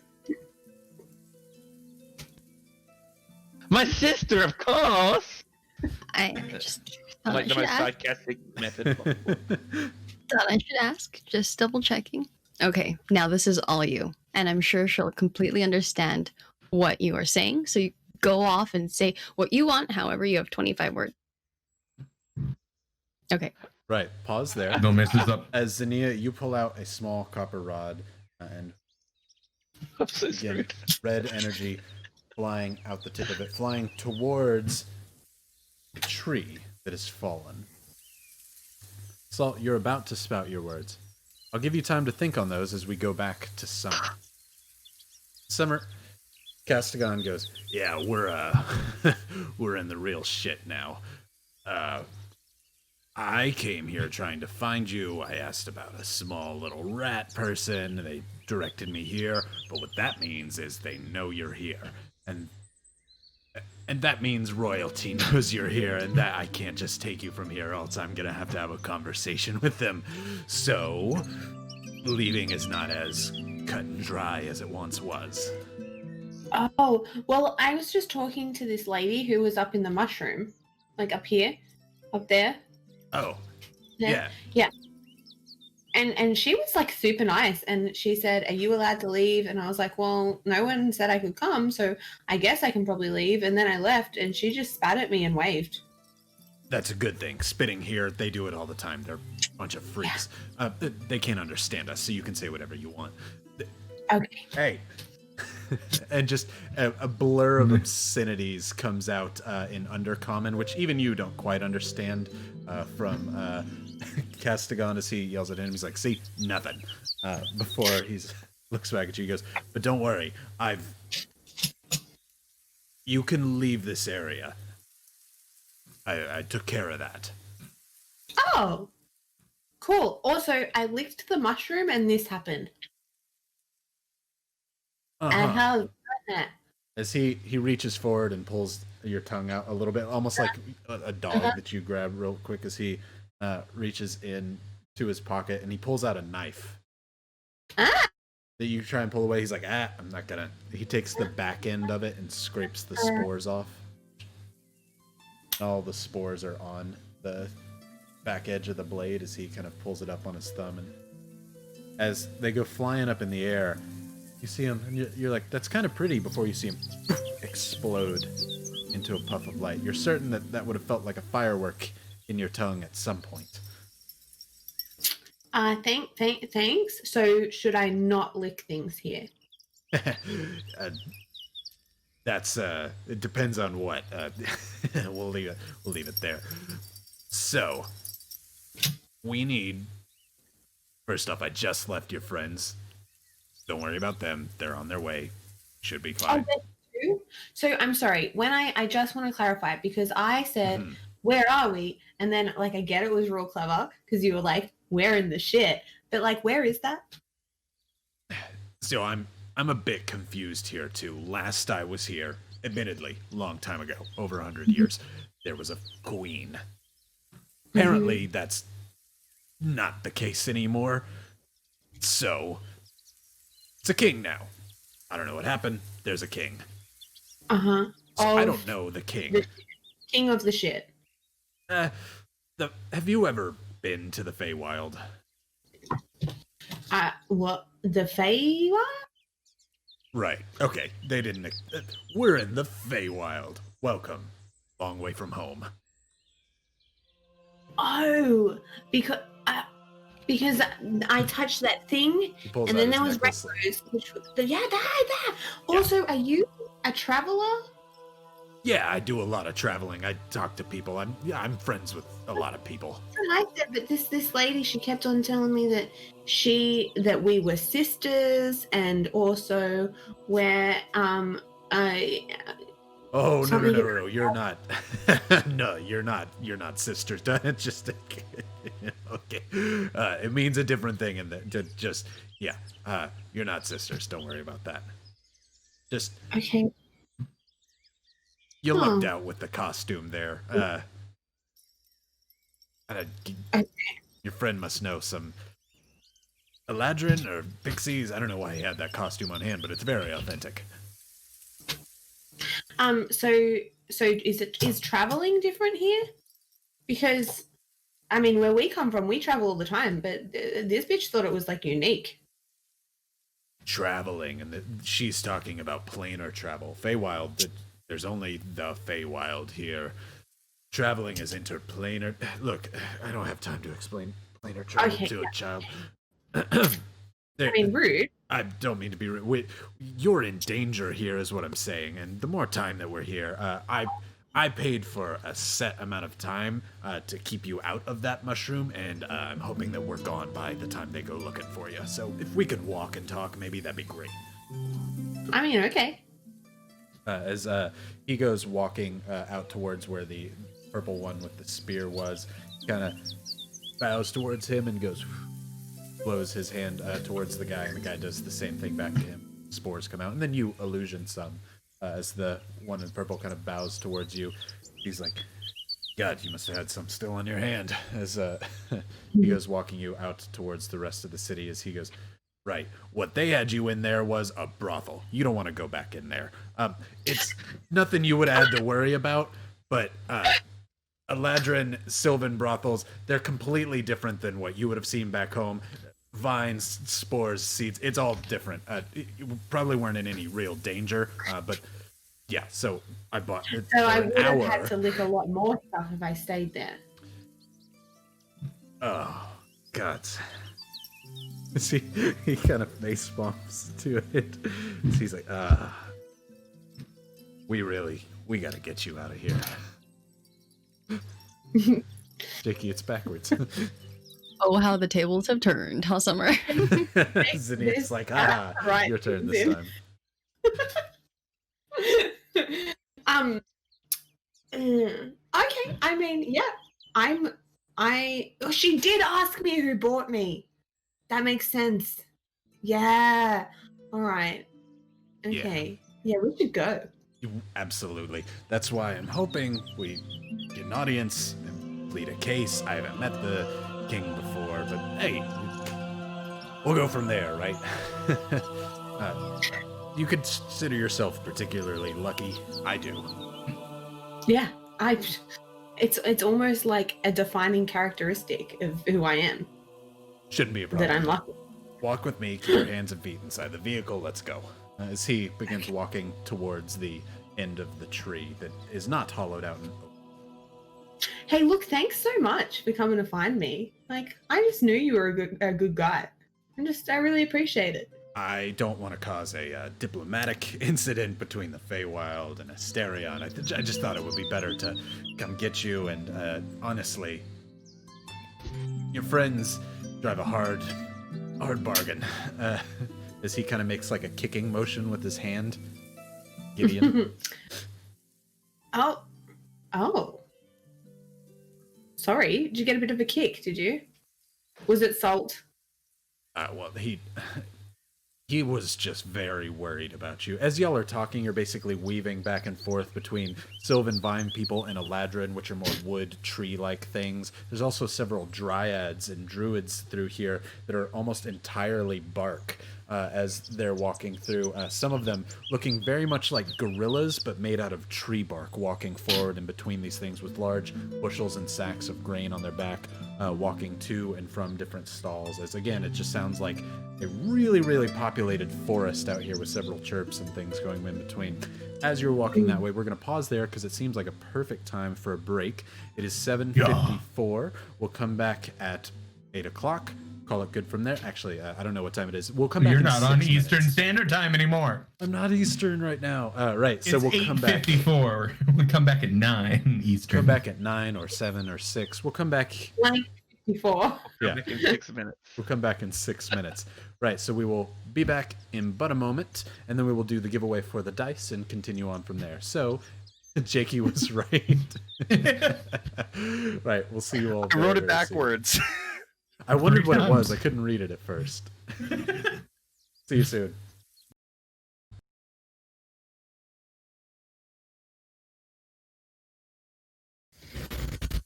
Welcome back, everybody. We have an absentee Jakey boy, but he will be back in just a moment. We just want to get our giveaways on, and as we talked about before, our first giveaway is this awesome set of Snowmate dice from Lud that Alex has right there that get a little bit blurred because apparently they're adult dice as far as the stream is concerned. Uh-oh. Just The can't get snowman blood. from the Feywild brothel. It's not. It's from the Fae brothel. If you haven't done so yet, make sure you do your exclamation point Lud and be following if you aren't, because that is how you enter. And we'll be There closing the are giveaway soon. 9 people that haven't entered yet. And Probably the then, ones on the stream, right? Yeah. It's all of us. Probably. Here, I'll go ahead and enter And that. then- You don't have to worry. So don't let me near it because I'll steal that little snow boy. We can just Bree. All you gotta do is have one on your desk. So it seems like just this amazing actress, but you can cry on demand. But you just look at the little snowman die. I just I look need, at to the do I tiny. need to do a backstab with this before the end of the session. Also, Deku Lily just tried to Yeah. type "good luck, y'all," but it said "good cuck, y'all," and it blocked it and was like, can't let her say that.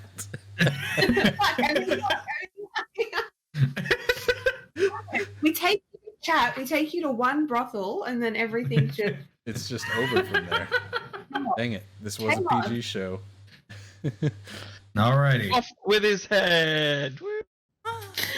Do us the giveaway, Drooby Doo.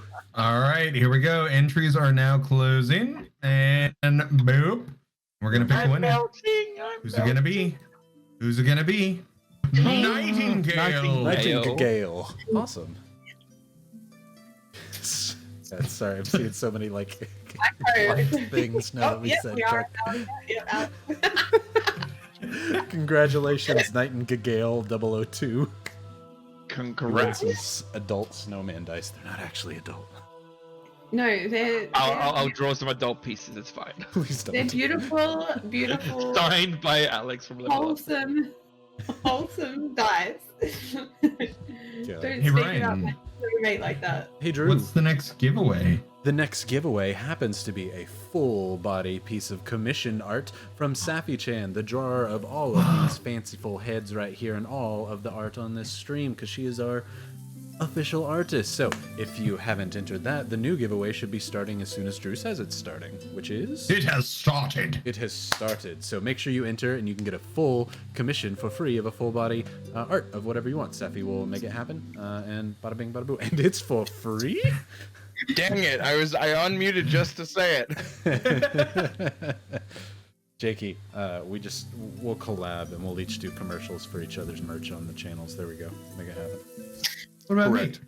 Oh, everyone's FAQ. FAQ man and woman. That's us. Okay.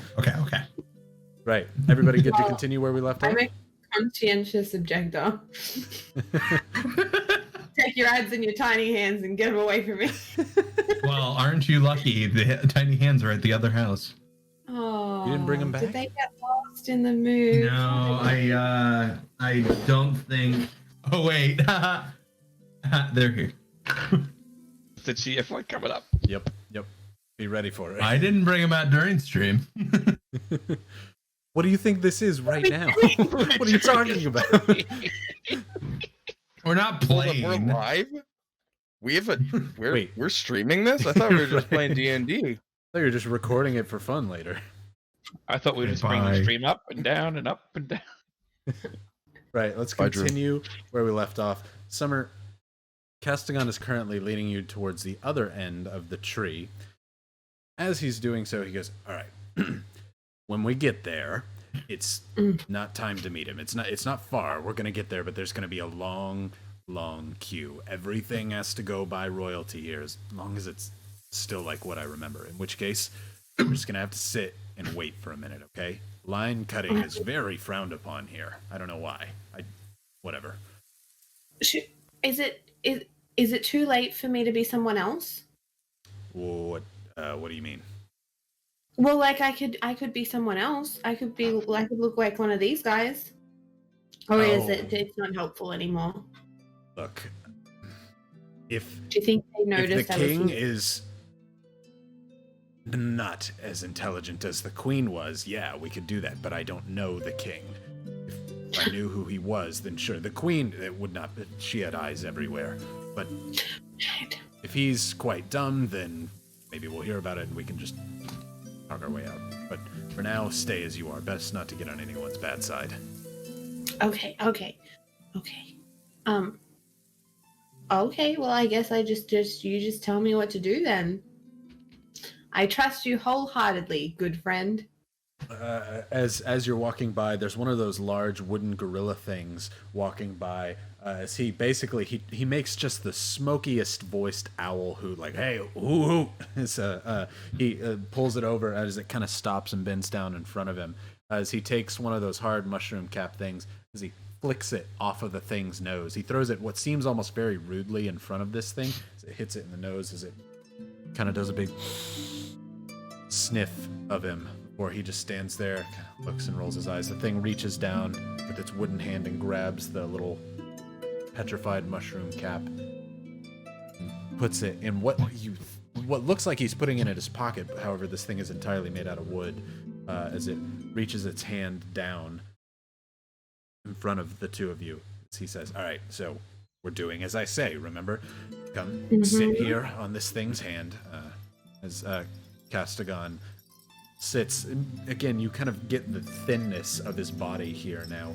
as he sits down on this giant wooden hand like platform of this gorilla thing, and he kind of curls himself up into a ball as he's like, just do this, hold your hands, feet, just like I'm doing. And he basically does like a cannonball pose as if you're gonna jump into a pool. I like cautiously climb up and curl myself up with my tail like pushing down on my hat so it stays on my head. Like this. You make it very tight as you hold on to kind of a almost like a cannonball. He's like, all right, really tight now. As he whispers something in a language you don't understand, it sounds very much just like a big drop of water falling into a lake. And as soon as he does so, like a catapult, you are launched from this giant gorilla thing and thrown towards the other end where he's told you to go. Literally flying at breakneck speeds. You're struggling to hold your hands together around your legs. He seems to be quite calm. However, this sudden gust of wind as you're flying through the air, I need you to roll me a strength check. It's me, Mario! Strength check. Yeah. 5. 5. It's actually the minimum that you need, so no worries. You're able to barely hold your arms over your legs there, as you can kind of see the wind bustling through your eyes. You're flying up and over this entire road of people there. As you're flying, you're getting towards this great wall, what appears to be hard wood that you're about to slam into. You kind of see your life flash before your eyes, but suddenly this translucent like gel is what you impact on instead of the hard wood there, and it feels like a feather as you touch it, just boom, as the two of you make a loud boom noise as you kind of open your eyes and look down, and you're like some of those slimy kids toys where it just splats on the wall and then just slowly goes down into a giant wall of slime there. And as you look down, there are a few other people who are already further down, sliding down this thing. And as you impact against this thing, you look to the side and you see a few other people catapulting and landing into the slime of this thing next to you. This appears to be their way of fast travel here. Oh. Castigon, they really need to work on their transportation. I mean, they've got square wheels. What is this? Look, they are all about tradition here. I have tried to bring them things. I have tried to bring them fire. They will have none of it. As you're both like in cannonballs sliding down this giant wall of slime down to the ground. I use my hat to tilt and my tail to tilt my hat up a little and go, hey bud, you okay up there? As in very cartoon-like fashion, his penguin head sticks out, but he's got those like swirly, dizzy eye things on.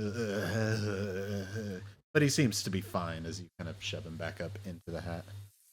Okay, he's all good. He's all good. So I'm sorry. I just really want to get on the same page or slime wall as you, I guess. And so we're going to see this king to ask if I can go home. Yes. I've got, well, had free reign to come to the Feywild, but mostly I stick to the back parts of the city. They don't say much.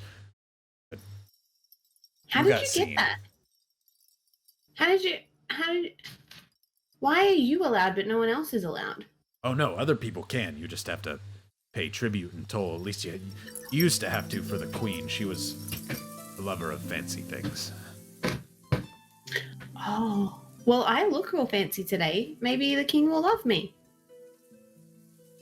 Let's hope so. Let's hope so. As Okay. about this time is enough time for you, he kind of puts his foot down and finally lands out of this slime thing. You feel like you're just going to be covered in Nickelodeon-esque slime. But as you step out, the slime kind of sticks itself to the wall and doesn't really stick to you. He kind of helps you down and off of the slime there. There seems to be a large queue formed coming off of this thing, and where you're at, it appears to be this big wooden wall covered in vines, where down at the center is this small little doorway with bright pink almost particles or like pixie-esque dust, like fairy fire, hitting this curtain made of incredibly see-through silk, though on the other side it's almost blurred, like looking at coarse glass that's not quite see-through on the inside of there. This doorway stands kind of opposed to the rest of what's around here. It is very fancy, and it is definitely handmade by some kind of silk here, where the rest of this is all very natural looking. There's a queue formed on the side with several of those guards holding those Marlboro-less creatures that I described before. However, this is your kind of first time seeing them, Summer. So again, vine-like creatures as tall as Goliath with giant gaping mouths that just smell putrid, that seem to kind of be sniffing around this queue that is lined up towards that gate. You see one Eladrin, very feminine-looking one, all pink, walk in through the little curtains as one of the guards ushers her in. You hear a few things in a language that you're not quite familiar with, again, assumed to be Sylvan, or Castigon takes you and says, "Come on, get to the back of the queue. It'll be a few hours there." Okay. Yeah. I'll just. Are you gonna stay? You're gonna stay with me, right? Oh yeah, I won't leave you here. Okay. I'm not here. You'll leave me somewhere. Well, honestly, if it comes between life or death, yeah, I'm gonna get out, but I'm gonna do my best to make sure that doesn't happen. You know what, Castigon? I really appreciate your honesty, because that's like nothing but. like man. Like if it's me or you, I'm gonna pick me. I agree. Well, how about he reaches out to like shake your hand. He's like, in that we can be friends and have a common goal. Shake on it.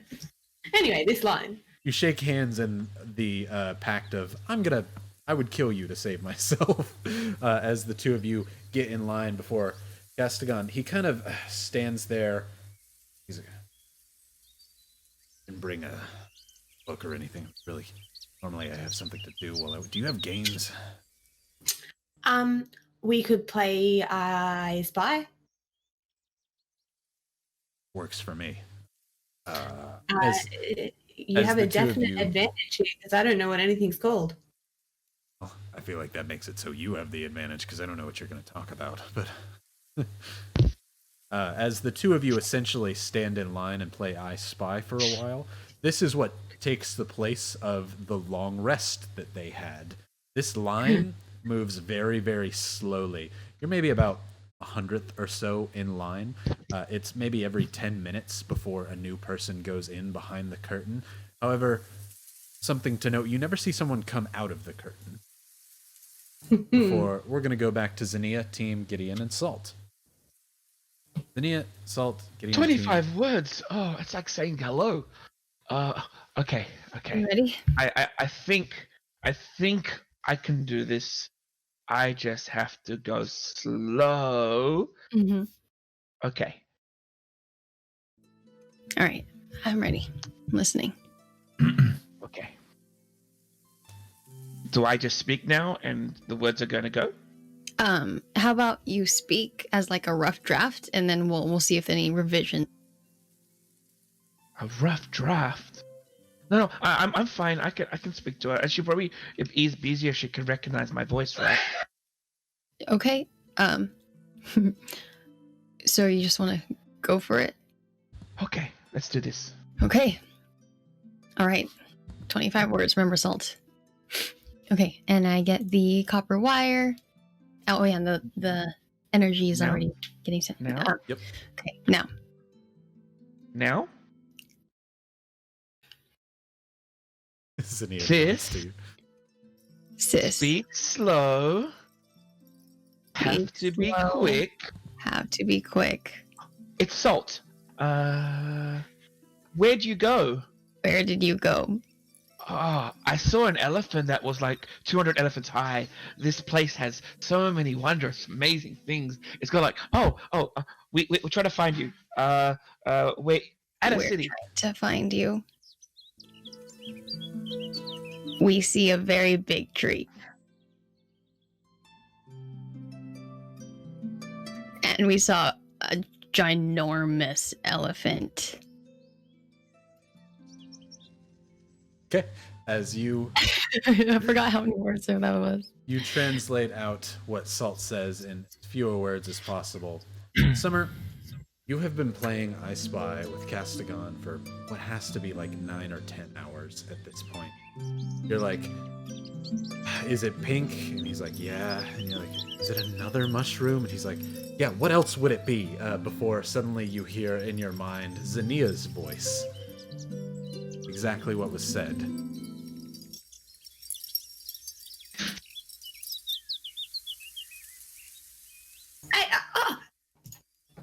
Anything I say now goes straight back to her, correct? Correct. Okay, okay. Summer, you are maybe about 10 from the front of the line now. Okay. Okay. Okay. So, I'm with Castigon. I like him. Wait, I know what I'm saying it. Sorry, I don't know. You can hear her. I don't know why I'm saying it. I'm Castigon. I like him. Licked a mushroom. Waiting to see the king. Owning him at I Spy. Do you say this out loud or do you think this, Summer, by the way? I say it. Well, I mean, you're alright, but you're...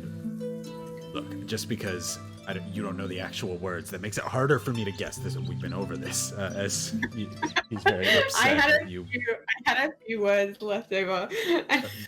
Go for it if you I'm got going to it. use them to say, react to Castigon in the message and be like, yeah, but you kind of suck at I Spy. And like...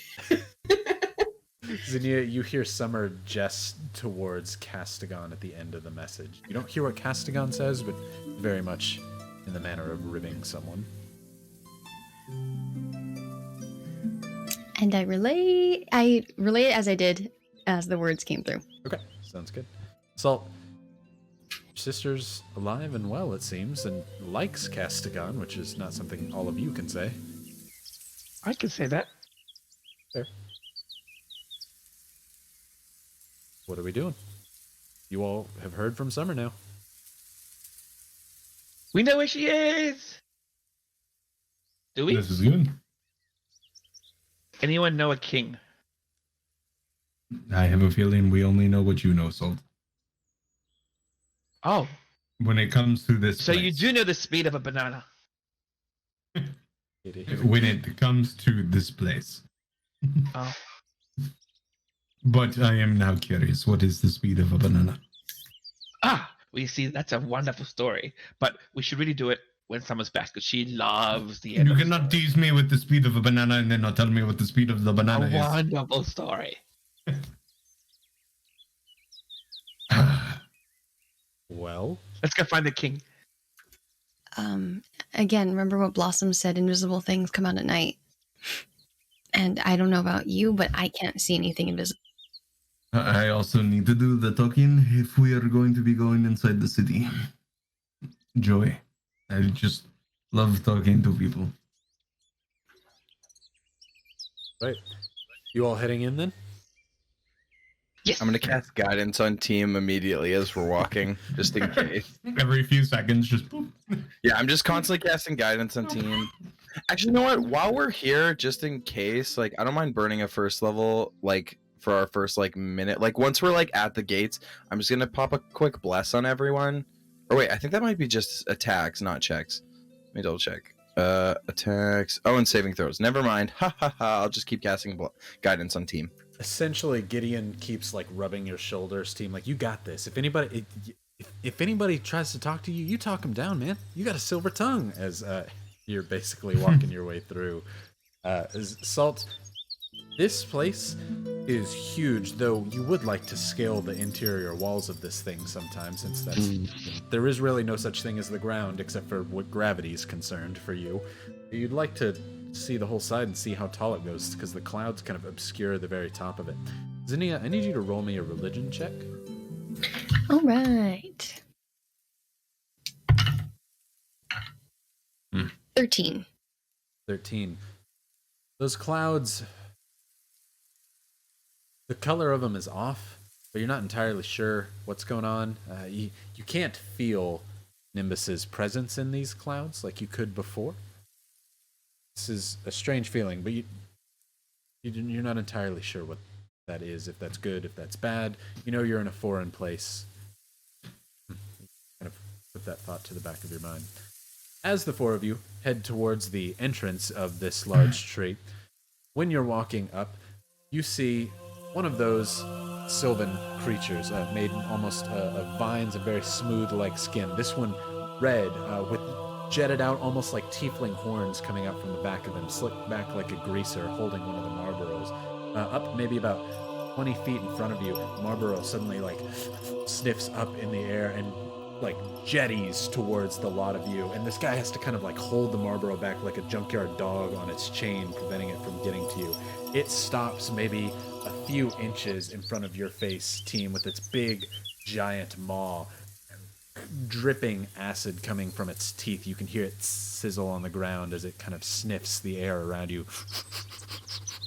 and it continues to sniff.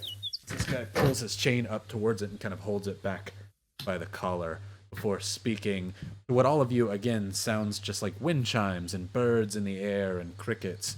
Before team, you hear him kind of ask you and says, "Oh, come from where have you been? Where are you? Who are you? What are these things? Where?" Oh, we have come from the south, from this tribe.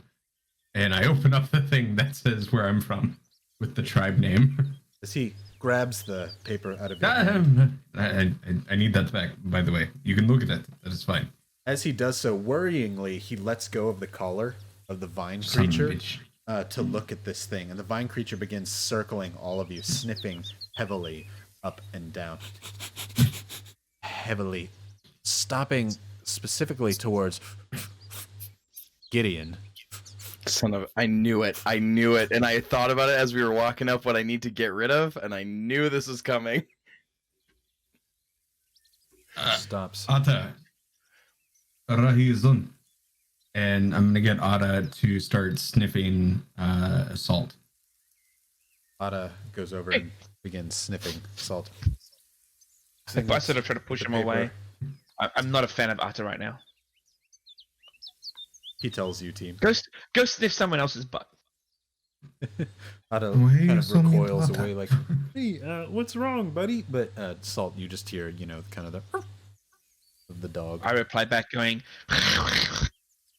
Ada runs over towards Team, kind of curling its tail. As it does so, the Marlboro creature looks over towards Salt and goes over and sniffs Salt and begins kind of sniffing you in a similar manner to Gideon. Says, I glance over to Gideon and just give him a face of like...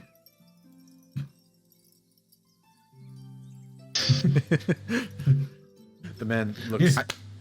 He crumples the paper back up and kind of hands it to you in a ball this time, rather than this like neatly folded thing. He says, Tweet, cactus. "You come from people down south. They have not paid their tax in a long time. We have come to pay tax. You have. For them. What have you to offer as tax?" I pull out the Sphinx. The little small Sphinx. You hand it to him or just show him? No, I'm holding it. Okay. I'm like, well, this is what we bring. This supplies food and water for about 30 people.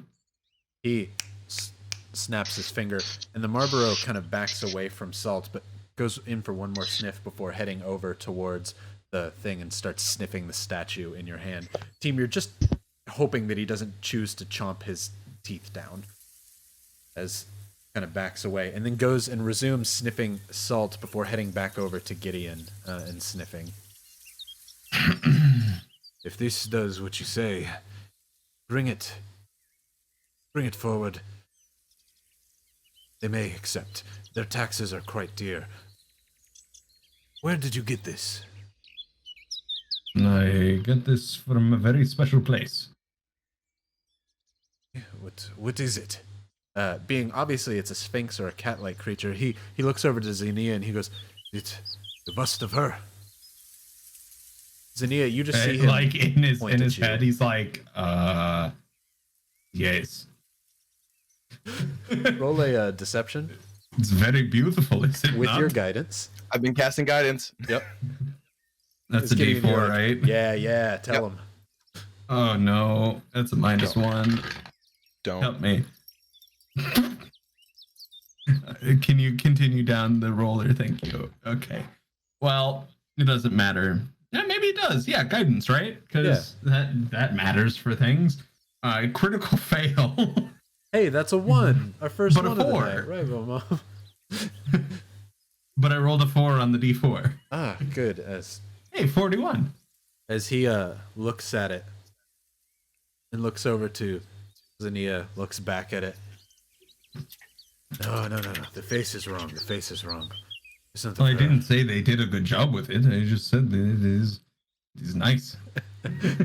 He says, if this is supposed to be her, then they did do a very bad job. Yes. He reaches his hand out as if to ask for the thing. I would rather hold on to it to give it to the king myself. You want to see the king? Give it to him. Well, yes. Is that not how we pay our taxes? I would take it from you here. Is this your first time? Yes, but how am I to know that you will take it to him and then, you will let the tribe off the hook? You can roll a persuasion. I'm still rubbing his shoulders. I was just gonna say, Gideon, have you been rubbing his shoulders the whole time? Guy. Okay, then You it's got this big guy. definitely canon that you were doing that. Yep. 3 persuasion, still a -1, so that's it. Uh-oh. No, not again. We're all back, right? Y'all can see the stream? 16. Yep. Cool. Right. Yep. 16. 16. Yep. So, he looks and says, Oh, you don't need any more GFYs? I was gonna say, would- yeah, good job for getting away with that. I would give it to my pet to take right to the king. He would know. You are in the Kingswood now. You've never been. You will know things. But can we not go see him? Can, if you wish. I wish. At that, the Marlborough kind of has been turned back towards Gideon and Salt, and it seems to be sniffing something. However, the man is more perplexed at your desire to see the king, and isn't quite noticing his Marlborough's fixation on Gideon and Salt. He pulls the pet away, says, "To the city then," as he reaches his hand out and blows on it, and suddenly all of you are covered in these small little dandelion-esque spores. I use my wings to kind of blow some back at him. Easy. Hey, what do you? Sorry, I don't like having things blown in my face. Do you take away my gesture? That's for good luck. Oh, sorry, here. And then he's gonna flap his wings again, but use prestidigitation and do some sparkles back. What is Sorry, like a I- tiny I- amount of dandelion seeds flying towards you get replaced with a hurricane gust of dandelion seeds. They're all an illusion, but he doesn't know that. As they pelt towards him, he's like, all Sorry. right, go. Okay, thank you. As you all walk inwards. Bristle, cricket. Bristle. Cricket. Sorry, I am from the north. Different accents. As Gideon, you hear some words you recognize. As we walk by, Gideon does the mouse scream, or no, the babbling brook, which is, I'm so sorry for the inconvenience. So it was the... So that's what Gideon says while they walk by. Gideon kind of bows and does the, so sorry for the inconvenience. Bubbly bubble, McBubble bub. As Gideon walks by, team, you hear the guardsman say, like, that blonde-haired one has the thickest accent I've ever heard. Just in the language.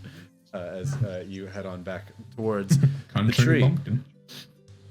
You're walking in. You don't know where the king is. He has just ushered you and allowed you into the city. Zinnia Salt, not understanding a word, Gideon only understanding a few words of what had gone on there, are suddenly into the city in a very scene much described to Summer. You're kind of in between a road where a ton of different travel and trade is going through this incredibly large log that you now find yourself inside of. You can see all the way down to the other end, must be 6 or 7 miles all the way down. It is huge. Wow. This thing would engulf most cities that you've ever been into, sideways or standing upright. Are we out of earshot? You are currently in garden? earshot of everything, as you are in a large crowd that's kind of Oh, going in both directions, but you're not like Just necessarily- just in common to the rest of the group. He asked us where the tribute was for the tribe for their taxes, and I have offered this Sphinx. And apparently that was good enough. Oh, okay. I mean, as long as it wasn't me, usually Summer screws me up. So I know the gesture. I tried to tell him that it was made after you, but they did a very bad job. Okay. Also, Blossom said, "Do not go to the far end of the tree." So let's just remember that. Okay. Let us go see our friend wherever she may be. How are you going to find Summer? I was gonna say something. Might give you an energy of 5, but Before, I'm going to start casting Locate Object on the hat, so we at least have 10 minutes of if she appears within 1,000 feet of me, I know where she be. Okay. Gideon, as soon as you're kind of surrounded by this crowd, you pull open your stopwatch, and rather than it being a stopwatch anymore, you take the minute hand and focus on the hat itself. The minute hand will then point in the direction of the hat. However, it currently is just spinning around in endless circles. You know that when you are within that area, you will have a directional point. Very much like Jack Sparrow's kind of compass. Oh, yeah. That's the exact vibe I was going for with it. Beautiful.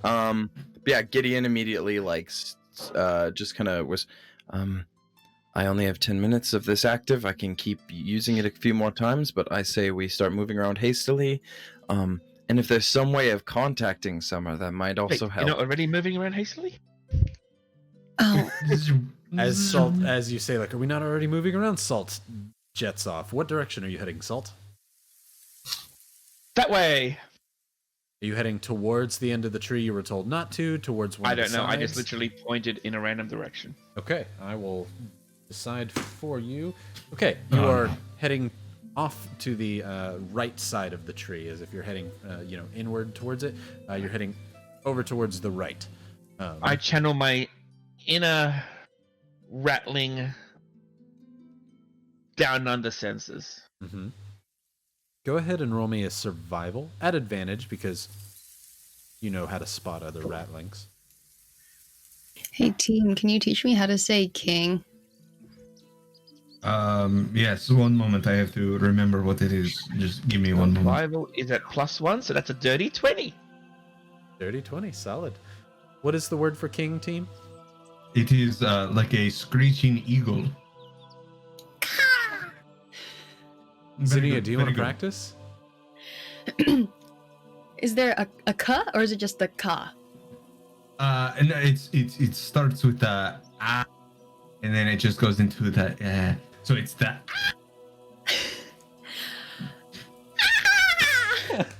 very good, very good. It's much closer to it.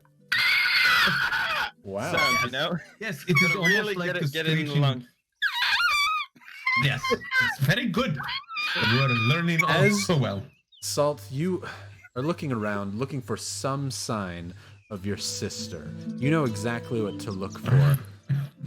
And you're not seeing anything resembling your sister around here. But that does give you peace of mind that she hasn't been here. She must be further in the tree. You can see both sides of the tree. You're kind of looking for any scratch marks that might have been made from rat claws climbing the bark. You don't see anything. So you're certain that she's not in the bare entrance of the tree. As you are thinking and looking around for this, you basically are standing on a small little ledge there of boxes just to get a better view. As you're doing that, Zinnia, Team, and Gideon, all begin yelling "King, King, King" in their language, very loud. "King, King, King" in their language, quite loudly, practicing it, and because it's kind of fun for them to do this odd, unique noise. When, as you all are just yelling "King, King, King," you notice this once bustling street of traders has all come to a sudden stop as they're all turned and looked at all of you. Bubbly, bubbly, bubbly, bubbly, bubbly, bubbly, bubbly, bubbly. I will agree with him. Bubbly, bubbly, bubbly, bubbly. Team and Gideon basically, bubbly. "I'm sorry for this convenience. I'm really sorry for this convenience. I'm sorry for this convenience. I'm so sorry for this convenience." All around, as y'all are doing so, Salt, you're looking at them kind of feeling odd. You don't really want to be in the spotlight at this point. You're just trying to find her sister. You're standing on top of this box trying to look. You see a few of the guards that were from the entrance seeming to come walking over y'all's direction because everyone's shouting "King." I stealth. He's the best, is he not? The best king there ever was. Salt, go ahead and roll me a, or actually, what's No, your... you roll for me. Yeah, I don't have your thing because I don't have my book with me. What's your, it's +6, right? 42. I mean 6, yes. Okay, 42. Solid. Salt, you let your friends apologize for the moment as you slump back and hide into the crowd as best you can. You're quite small. Hiding between their legs is very, very easy for you. As Team Xenia, Gideon, you're like, "Sorry for the inconvenience." So many people are walking away. However, you see the same guard that you saw before, as well as two others, all holding those giant vine creatures, holding them back as they're trying to get their way towards you. The one says, "I thought you were going right to the king." Sorry, we were. Yep. Bubbly, bubbly, bubbly, bubbly, bubbly, bubbly. What's happening? What he said. Okay. As Xenia really, make bubbles with me, Xenia. Xenia really badly imitates bubbly, bubbly, like a really American accented of it, like no intonation. bubbly, bubbly, bubbly. Bubbly, bubbly, bubbly. Bubbly, bubbly. God darn that bubbly, bubbly. As everyone in very different accents, it's the equivalent of being like, "I'm so sorry for the inconvenience," and "I'm so sorry for the inconvenience. I'm really sorry for this inconvenience right here." And, "Me sorry for the inconvenience."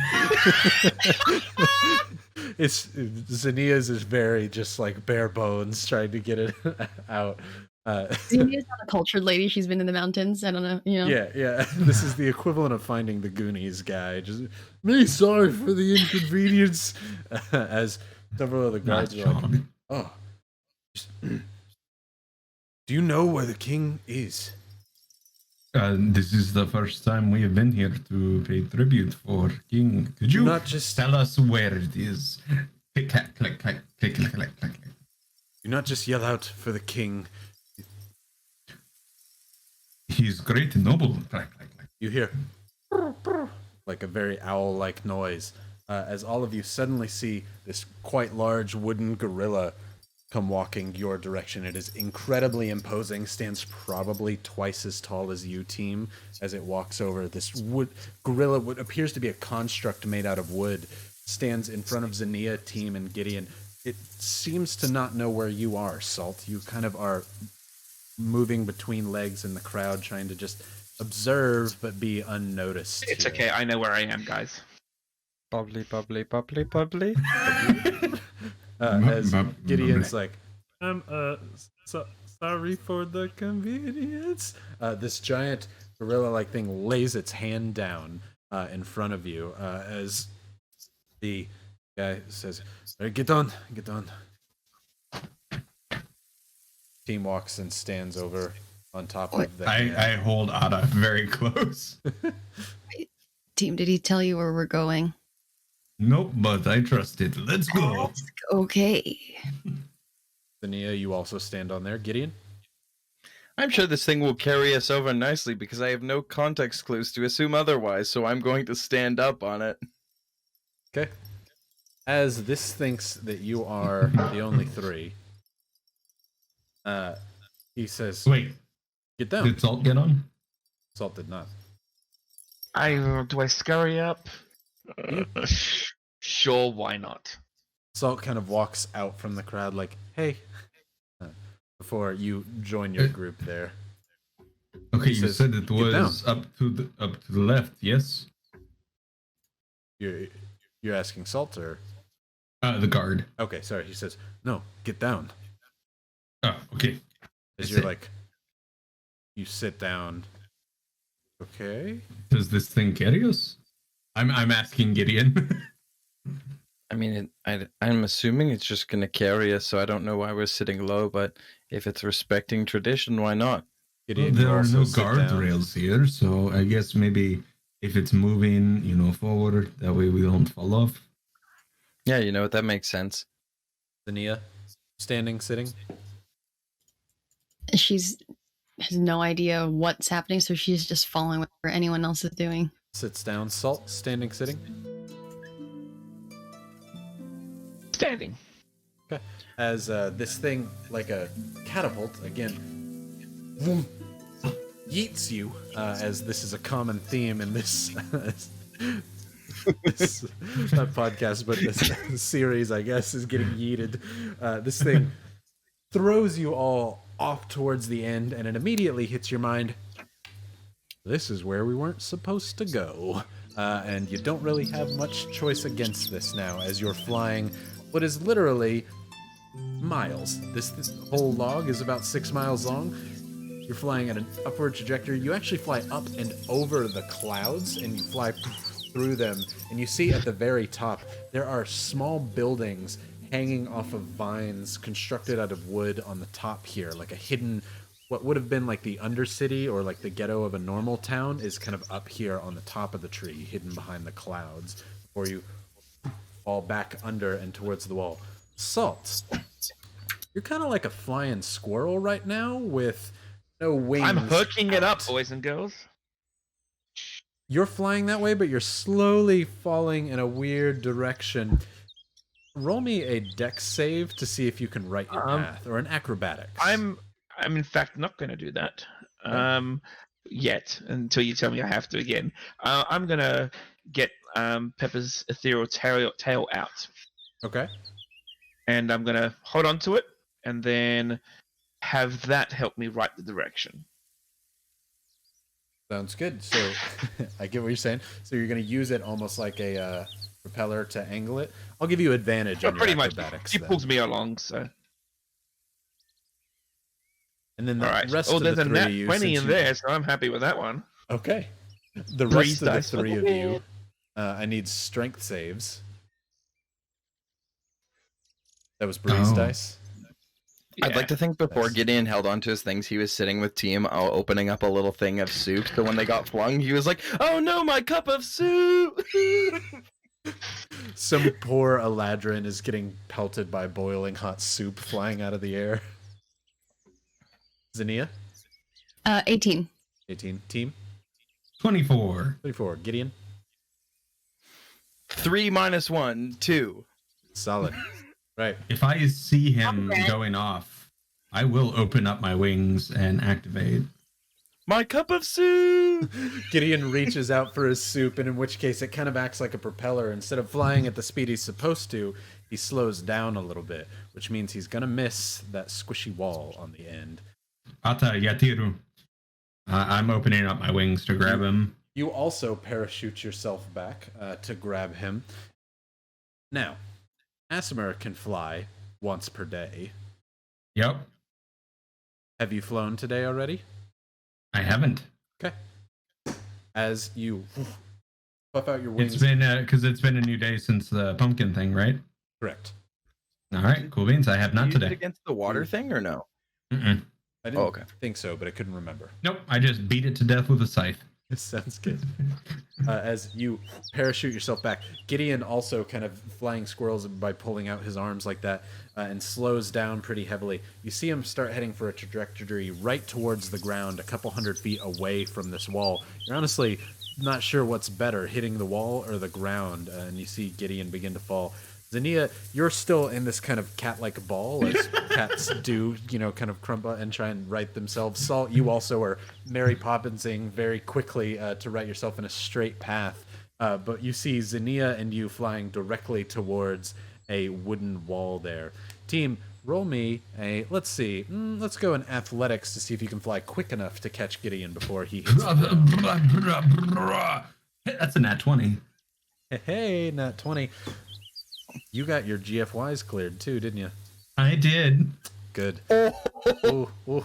As Gideon, you begin falling, you're like, my soup! And you grab the bowl, but all the soup is gone as you're like, thank God I saved Mother's bowl. Oh my God! As you're falling down, but suddenly Team catches you out of the air, hands under your arms, almost causing you to drop the soup bowl once again, but you hold on to Mother's soup bowl. It does kind of burn your hand as you're holding onto it.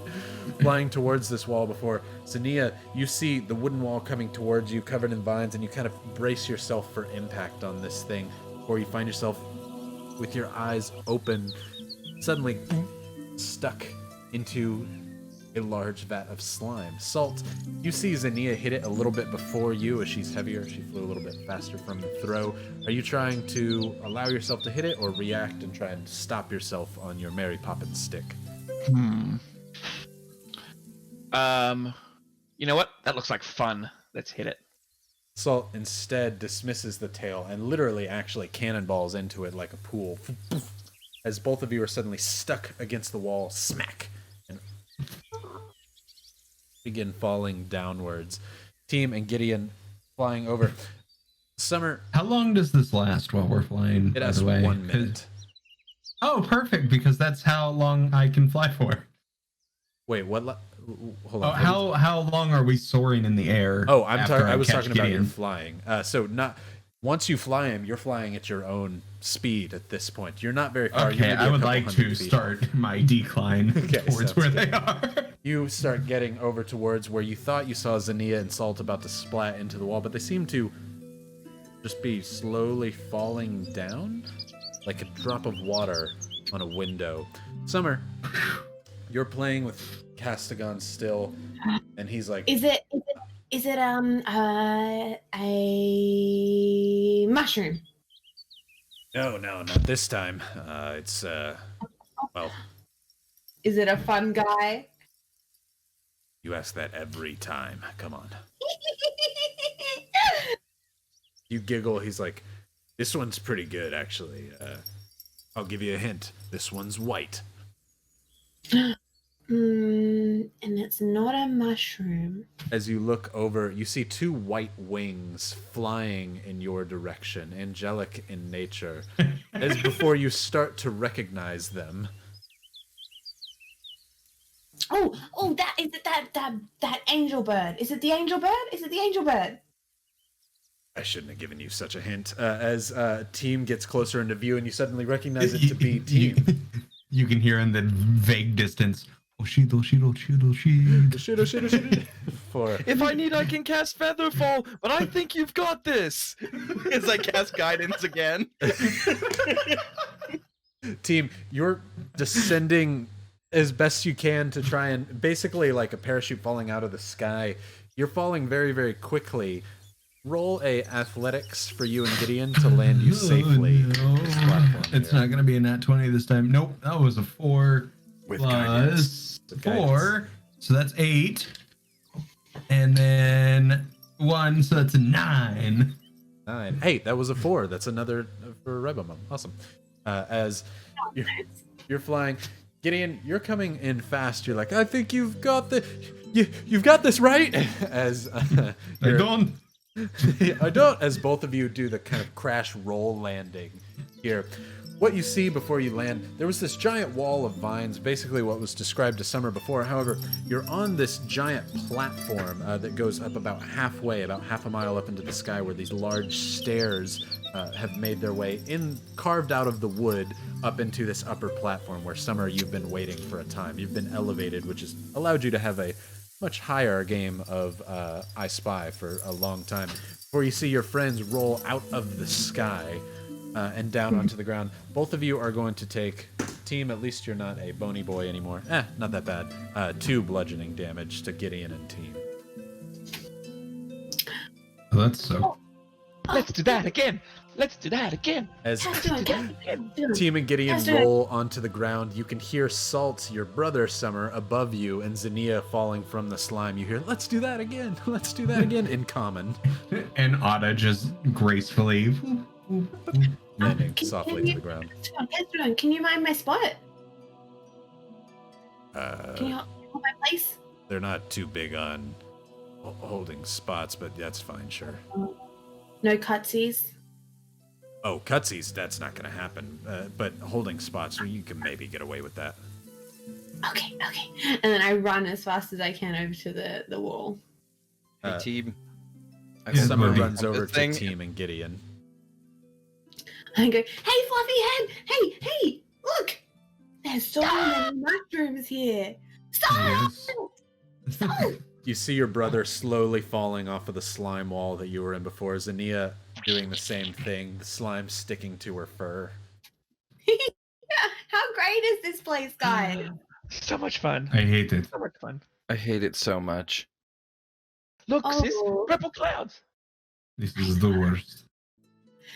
Yeah, I stick in that. In case you don't know, we're in the Feywild. I think we figured that out. Yeah. I saw. Did you get my message? The elephant was huge. I did. Did you get my message? I licked the mushroom. We'll have to try it later. It sounds like fun. The king knows I'm here, so I have to go chat to the king. Where apparently I asked if we could cutsies, but apparently there's no cutsies. So, like, if you want to see the king as well, you're gonna have to line up. Wait, couldn't you just get out of line and join us in line? Tim, I've been waiting here all day, man.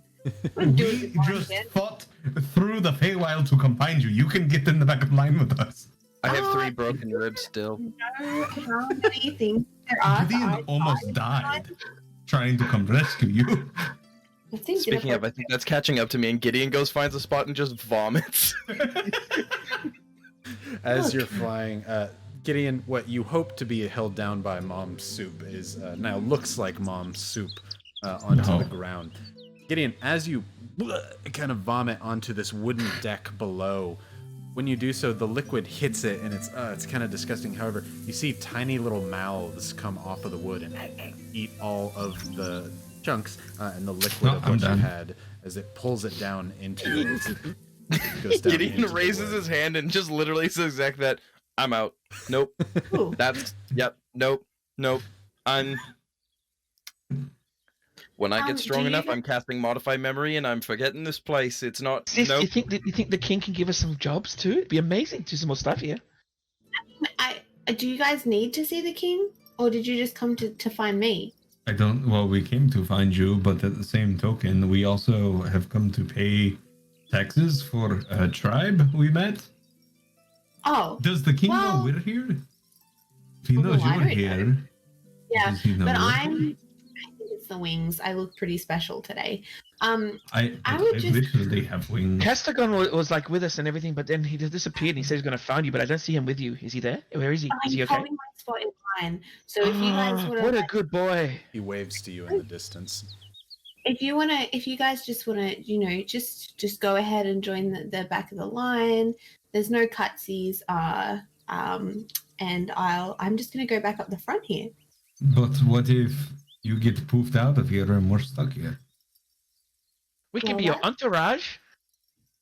I guess I could I guess if you guys had a message, I could always send that message to the king. Do you know what I mean? But like Gastagon, he said like no cutsies. He didn't even really want me to leave my spot in the line, and also he's been like really helpful and it's like particularly nice. And I want to kind of just like listen to what he says because otherwise we might get eaten by mushrooms. Yep, I still hate this place. Okay, well, you can hate it from back there. I'm just going to go check in with See you soon, Salt. I'm not gonna leave your side. Someone's gonna sort of hold her hand and make her drag me along. Oh, okay. Well, I guess we can. I guess we can ask. And I walk back up towards where Castigon. As Team Zania and Gideon, are all of you walking towards the end of the line or just kind of hanging out for a minute? Just kind of standing there, taking everything in. This place sucks. Could Zania or team, if I go into a sleeping bag and I bundle myself up, would one of you drag me? I could carry you over my shoulder. Fantastic. I wrap myself up and I take my hourglass and I flip it. Are you? Roll me 1d8. Oh no! That's an 8. Holy dude. What? Just so you know, he's very hard to wake up. So Gideon pops I himself wasn't into a sleeping expecting him bag to and fall does a asleep little right this second. zip over his Jake, head are before you gonna he stay in the stream? Or? he looks at the hourglass and goes, "Oh no!" Before Gideon, with a loud thump on the wooden floor, falls over in his sleeping bag as his little hourglass necklace falls down inside the sleeping bag with him as he lays there on the ground. Team, you think he must have hurt his head, and you run over to take a look, but you just hear. Gideon has the biggest smile on his face and is just like looks pleased as punch. So is he meant to do that? Is Fluffy Head meant to do that? Summer, Who you and knows Salt with are Fluffy not Head? there currently. I mean, for all we know, he's going to have no Hey? skin because he's an undying. Did you know that? I He used to be an Fluffy undying. Head's dying? throw him over my shoulder. Yeah. He used to be Bony Man, and now he's not Bony Man. Wow. I feel like I just saw you guys like not that long ago. How can you die and be... Oh. Anyway, I don't know. Summer, you are conversing with Salt as you're walking back over to Castigon, seeing Gideon have passed out, and Team throwing him over his shoulder as they're all sitting there.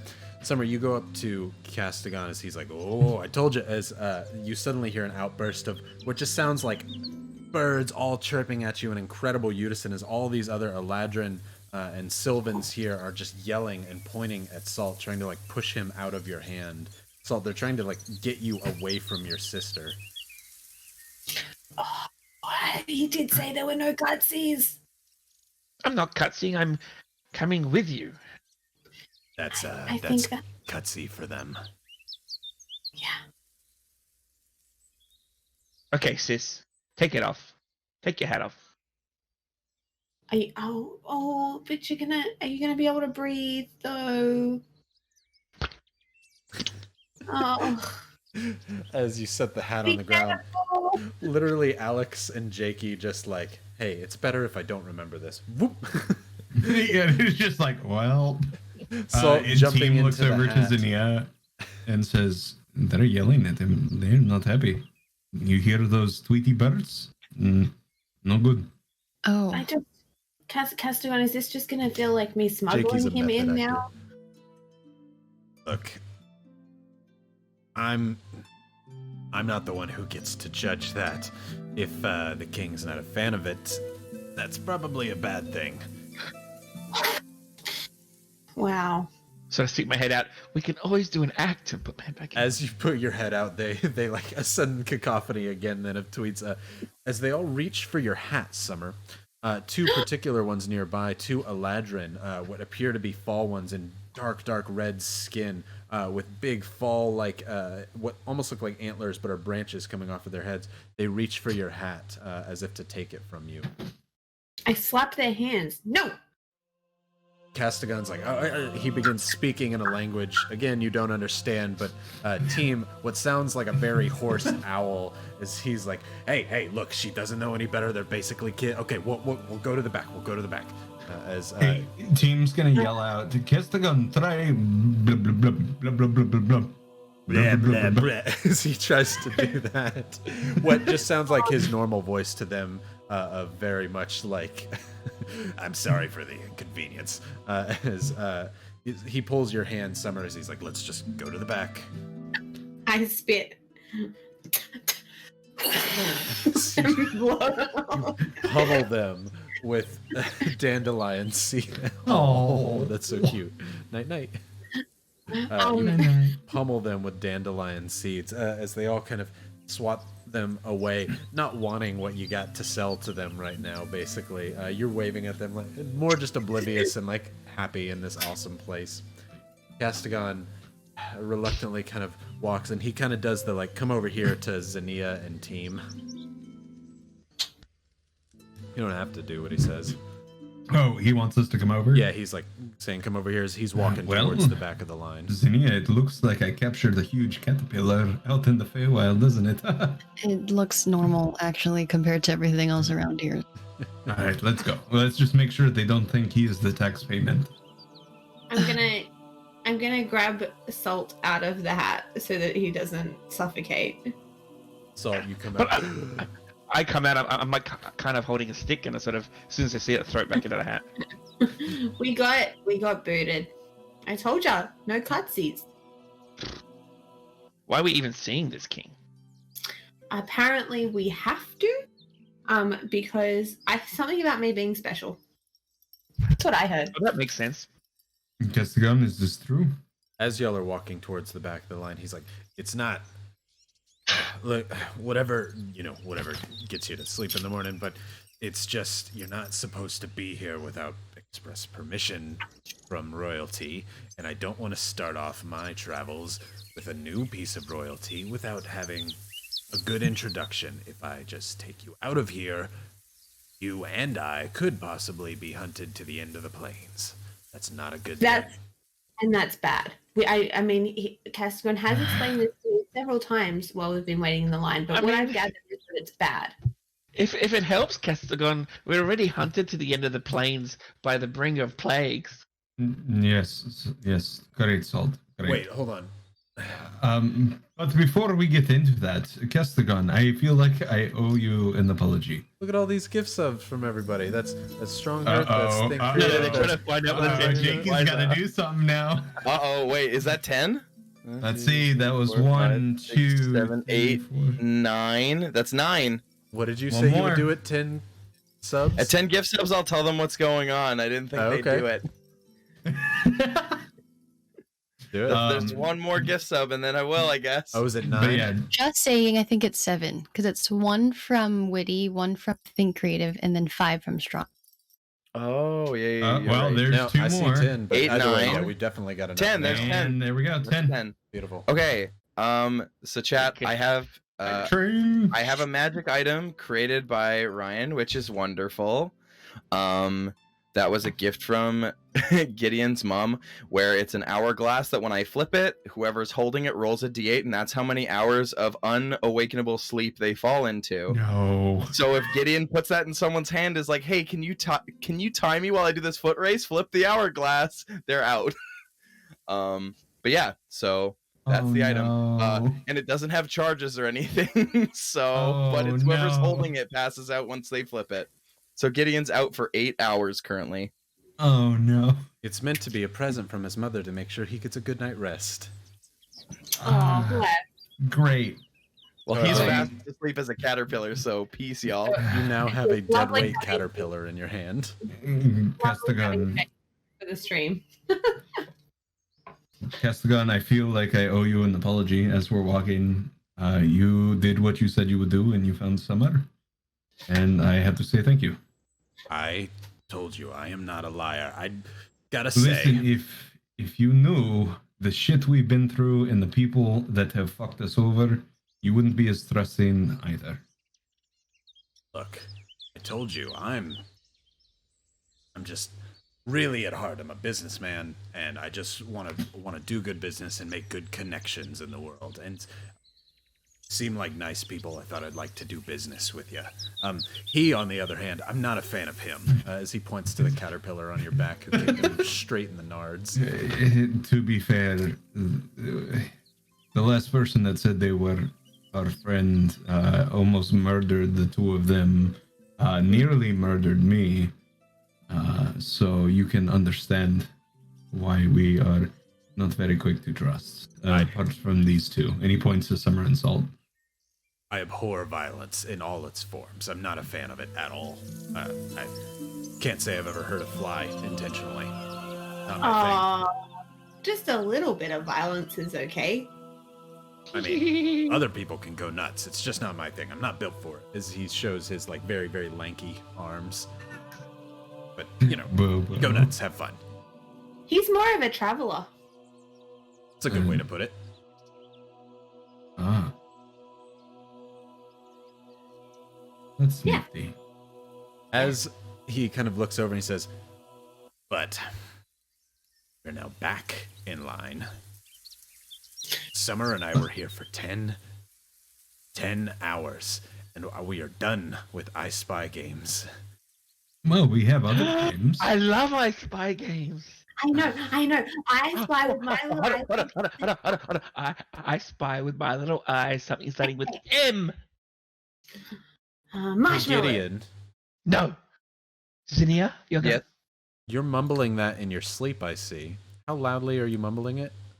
I feel like Gideon's just mumbling in his sleep just generally, so yeah, I don't know. Gideon mumbles in his sleep based on what he said in the chat. I kicked him in the nuts. Do it again. Gideon's dream is just kicking someone in the nuts. I'm not gonna say who it is.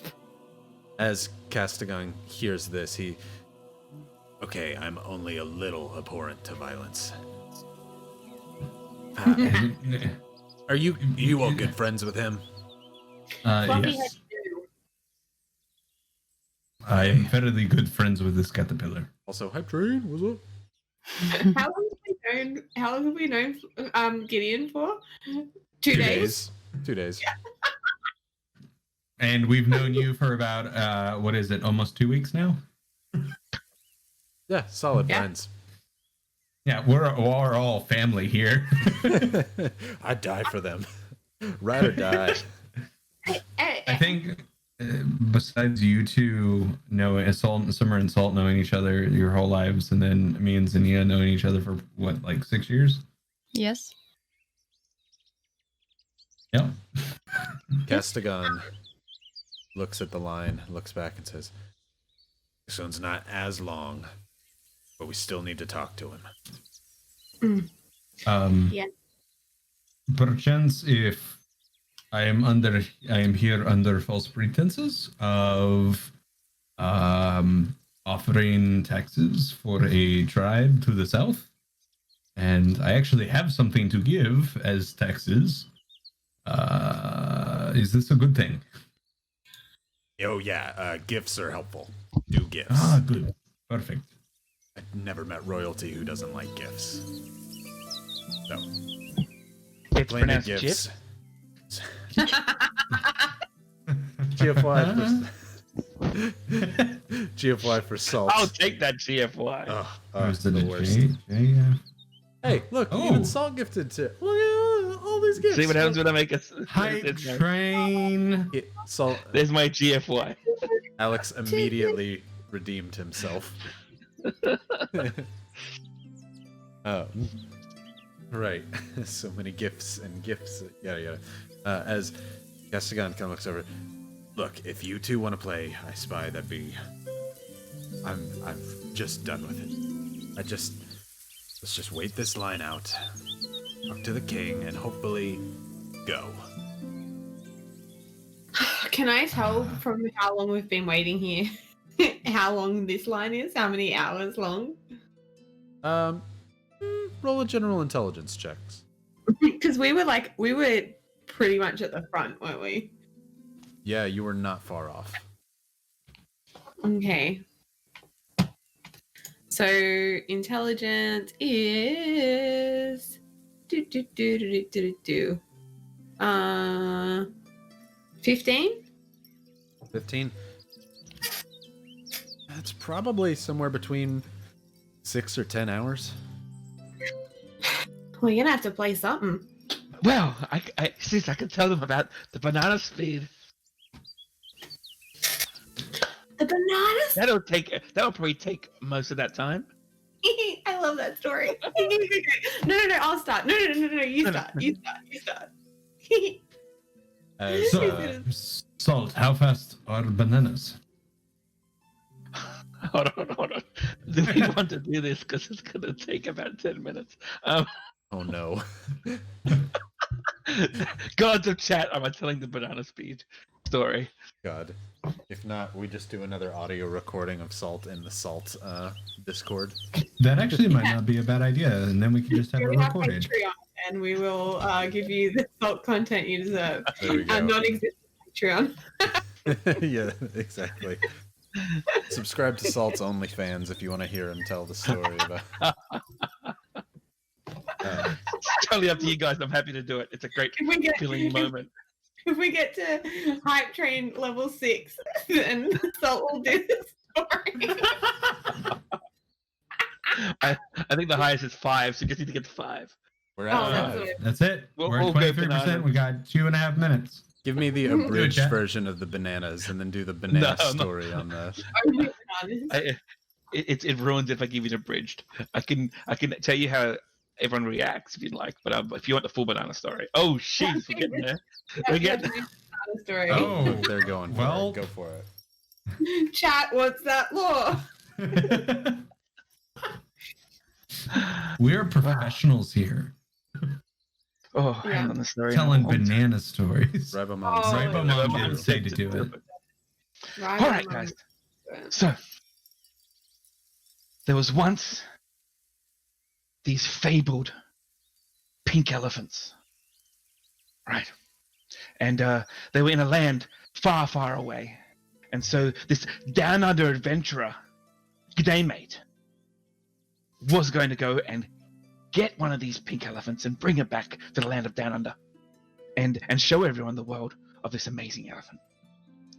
And so he got a crew together, and he heard that you can only ever catch this pink elephant if you get an apple pie with cream and a banana on top. So he got himself an apple pie with cream and banana on top, had his huge entourage, and they headed to the mystical land of pink elephants. And to get there, they had to go through the snake-infested swamps. And they went through snakes everywhere. And they went up to the lion-infested mountains, and they sawed off all the lions and got through there.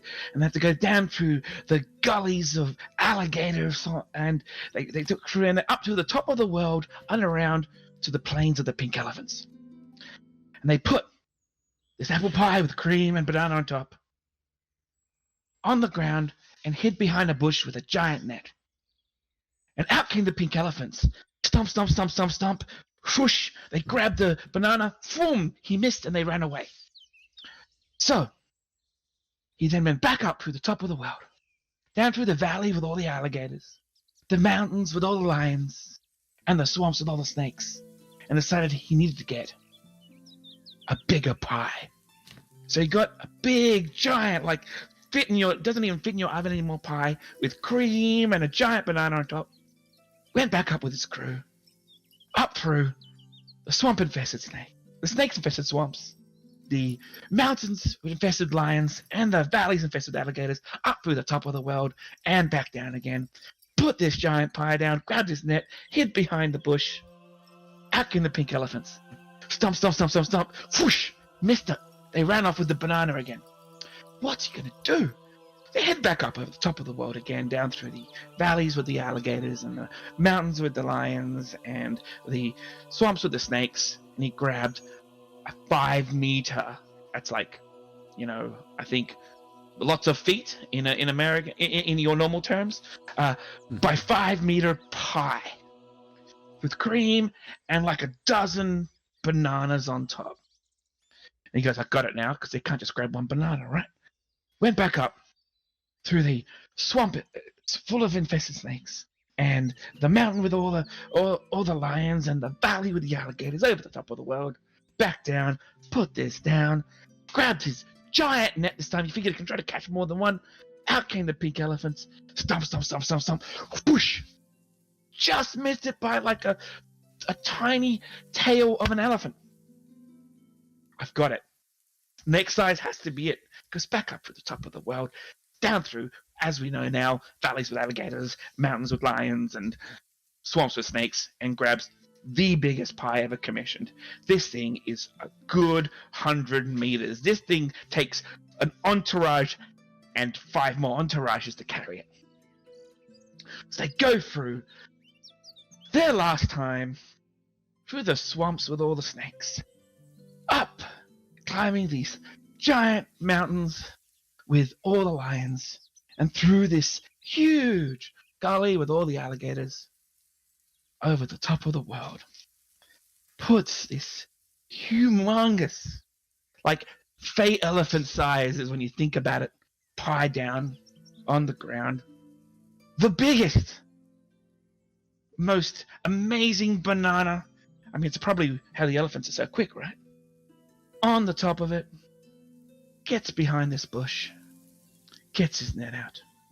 He waits. You start hearing the rumbling. Elephant dust comes. Out come the elephants. Stomp, stomp, stomp, stomp, stomp. He swishes. Catches an elephant.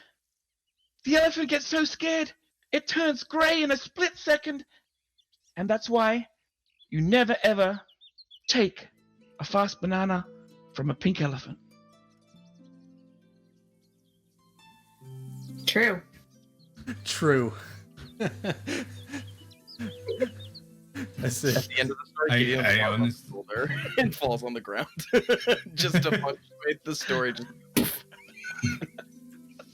I honestly can't say that answered my question, but that was a good story, and I'm excited for you one day when you have children to tell them that story. It will keep them very well entertained. But also the prospect of Salt having children is terrifying. Hey team, was it appealing for you? Ah, I see what you did there. Oh Fun my fact, God. that's also what caused the banana shortage down under. Yeah. Maybe a very specific Australian joke from that about 15 years ago when we had a banana shortage. Damn those pink elephants. So, how do I give you an inspo and then like 5 GFYs? You get just an inspo, my friend. Good job. Good job.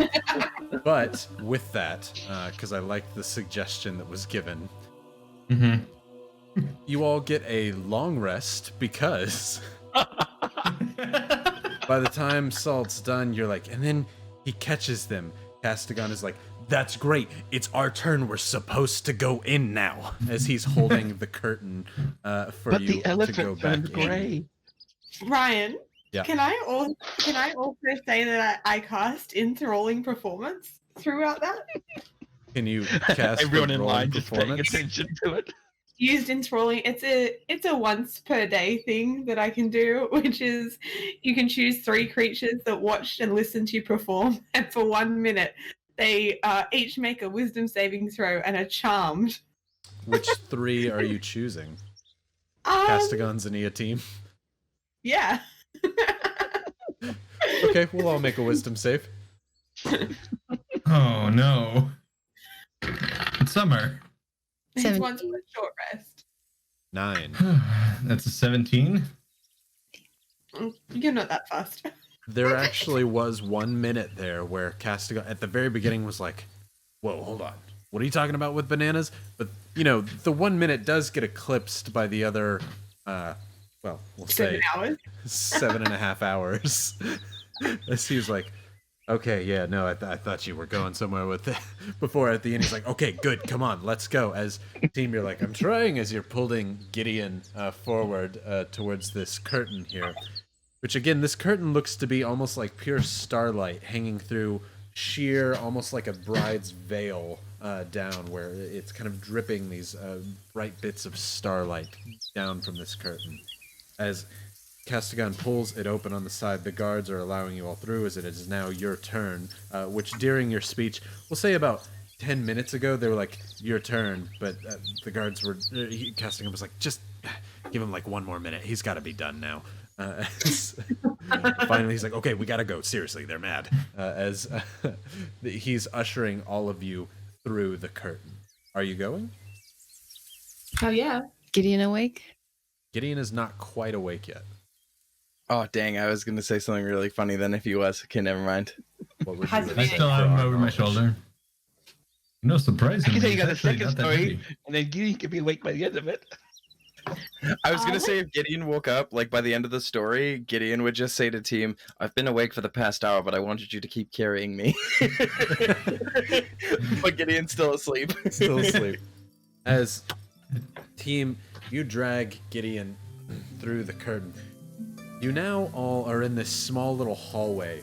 Like you see whenever you see movies with like trees that are overgrown over a road, you see several branches that lead into this arch-like hallway down, where the other end is a black curtain like the one you just went through, with stars of blue light trickling down like water off of the edge of this curtain.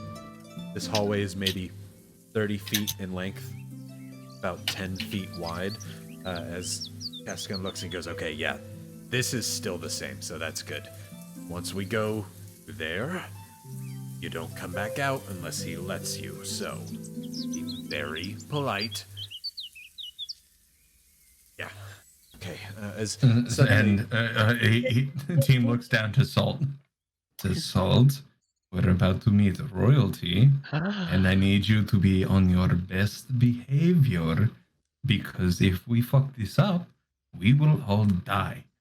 Do you think he'll want to hear my banana joke? I have a banana joke. It kind of goes with this with the Salt story. Team glances over to Castigan. He's like, do not tell him jokes. I have no idea what this man is like. I only knew the queen. Let's be more cautious. It's a pretty good joke. Yeah, He- it's We'll amazing. Castigan now Yes, we standing are all gonna almost die.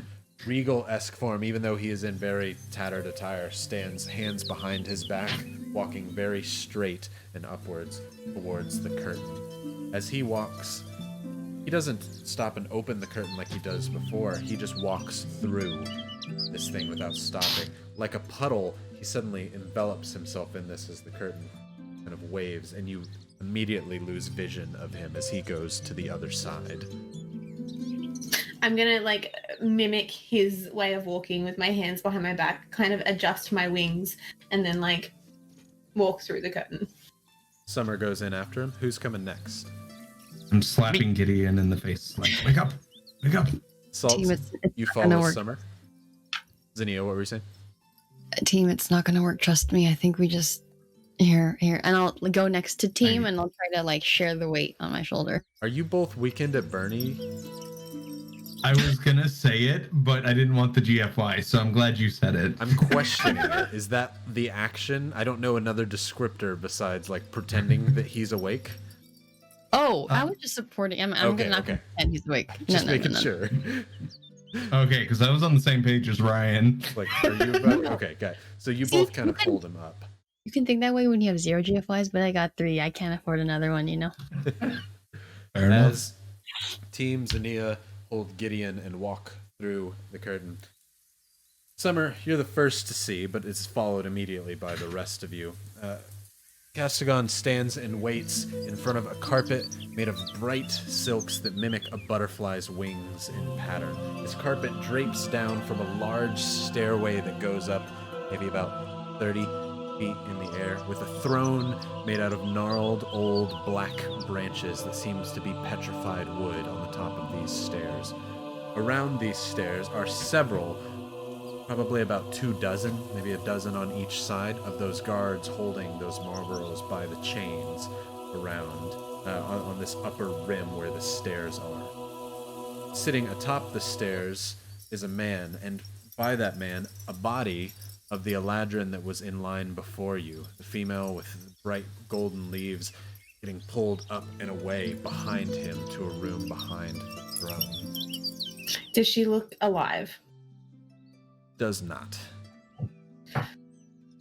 Okay. The man sitting That's funny. on the throne has very human-like features. He appears to be human or Eladrin, you're not sure. He has skin, soft, white, and pink, like, well, Gideon's. I was going to say, like, any of your, but it's Gideon, you're all animals. Like Gideon's, but with hair that seems to slick back, black that goes down to his neck, with feathers and black roses that run down the length of his hair. He's wearing green robes that are understated compared to his position here. The green is almost elvish green, like a Mirkwood color you would see from the Lord of the Rings movies. He stands before you very much looking in best descriptor from the Hobbit movies, like Legolas, his father, just a stone-jawed faced man, where he's very, very pale. He has, sitting next to his throne, lies a bow on the chair, and in his hand he holds a sceptered rod, that he holds almost like a walking stick on top of the stairs before he turns and looks over at all of you. At about this time, Team Zania, you're dragging Gideon in through with the sleeping bag. Gideon, you wake up. Being carried by Zania and team, arms draped under their shoulders in your sleeping bag, but you see the scene described before you, and you see a body being dragged away and a ladrin behind this large throne. So, where did it cut off for all of you? Because I kept talking. Gideon woke up, and then That was it. That was it. That was it. Gideon woke up. Okay. And he destroyed the internet. I was like, I said like a thing, and I was like, all right, guys, I'm hinting at you to do something here, and nobody was saying anything, and then I noticed all your faces were frozen. Wait, I also noticed the last time we froze, Gideon was giving back rubs.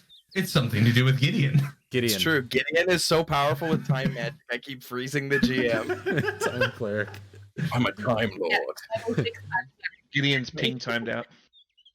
Right, so, Gideon, you wake up and see this before you see the Eladrin being dragged off behind the throne and the man staring down at you.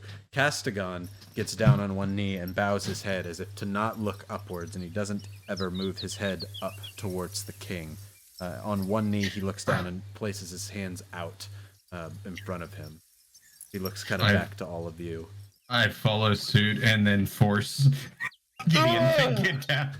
Oh, all right. Good morning. Gideon, we're in front of the king. Gideon. I use my tail to kind of grasp back at Salt and squeeze any part of him that I can reach. I guess then our tails interlock. I curtsy really low and put my head down. Salt? I will follow Summer's lead. Zania? Already kneeling. Gideon? Gideon was forced to kneel, but he's still doing the whole like, oh well, good morning to you too. It's good to see everyone. Hello. And he's Gideon, like, we are really in front off. of We made it through the line. Nice. God, Gideon. Sorry. I'm still waking up. And We're in Gideon, there's the front. sound of pouring as Gideon's trying to get himself like a cup of tea or something. Because Gideon, it's like, I just woke up. I'm so sorry. I'm nothing. We are in without front of the morning king. A cup." thermos God. sound. Damn it. It's doing that screeching thermos. It's like, I almost got it. Team, could you get this? And I hand it to Team. I set it on the ground. We are in front of the fucking king. Yeah, but I'm thirsty. Gideon, you know if you don't have a point, you get one. Staying in character. As you, as team sets the thermos down, Castigon kind of,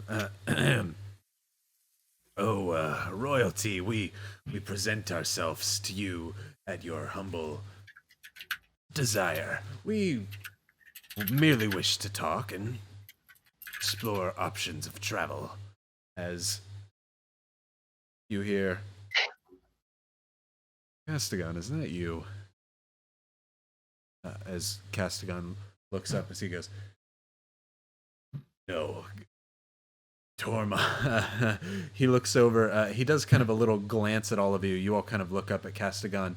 Castigon's face, he's smiling like, Tormak, as he looks at you, but when he turns, his face is just full of terror as he looks back up to him. Tormak, my old friend, good to see you. I had no idea you had risen to such heights.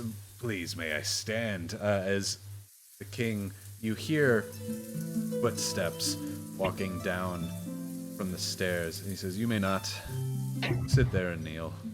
Come to you. As Castigon say, understood. We'll just keep our heads down. We'll keep our heads down, won't we? He kind of looks to all of you. Great.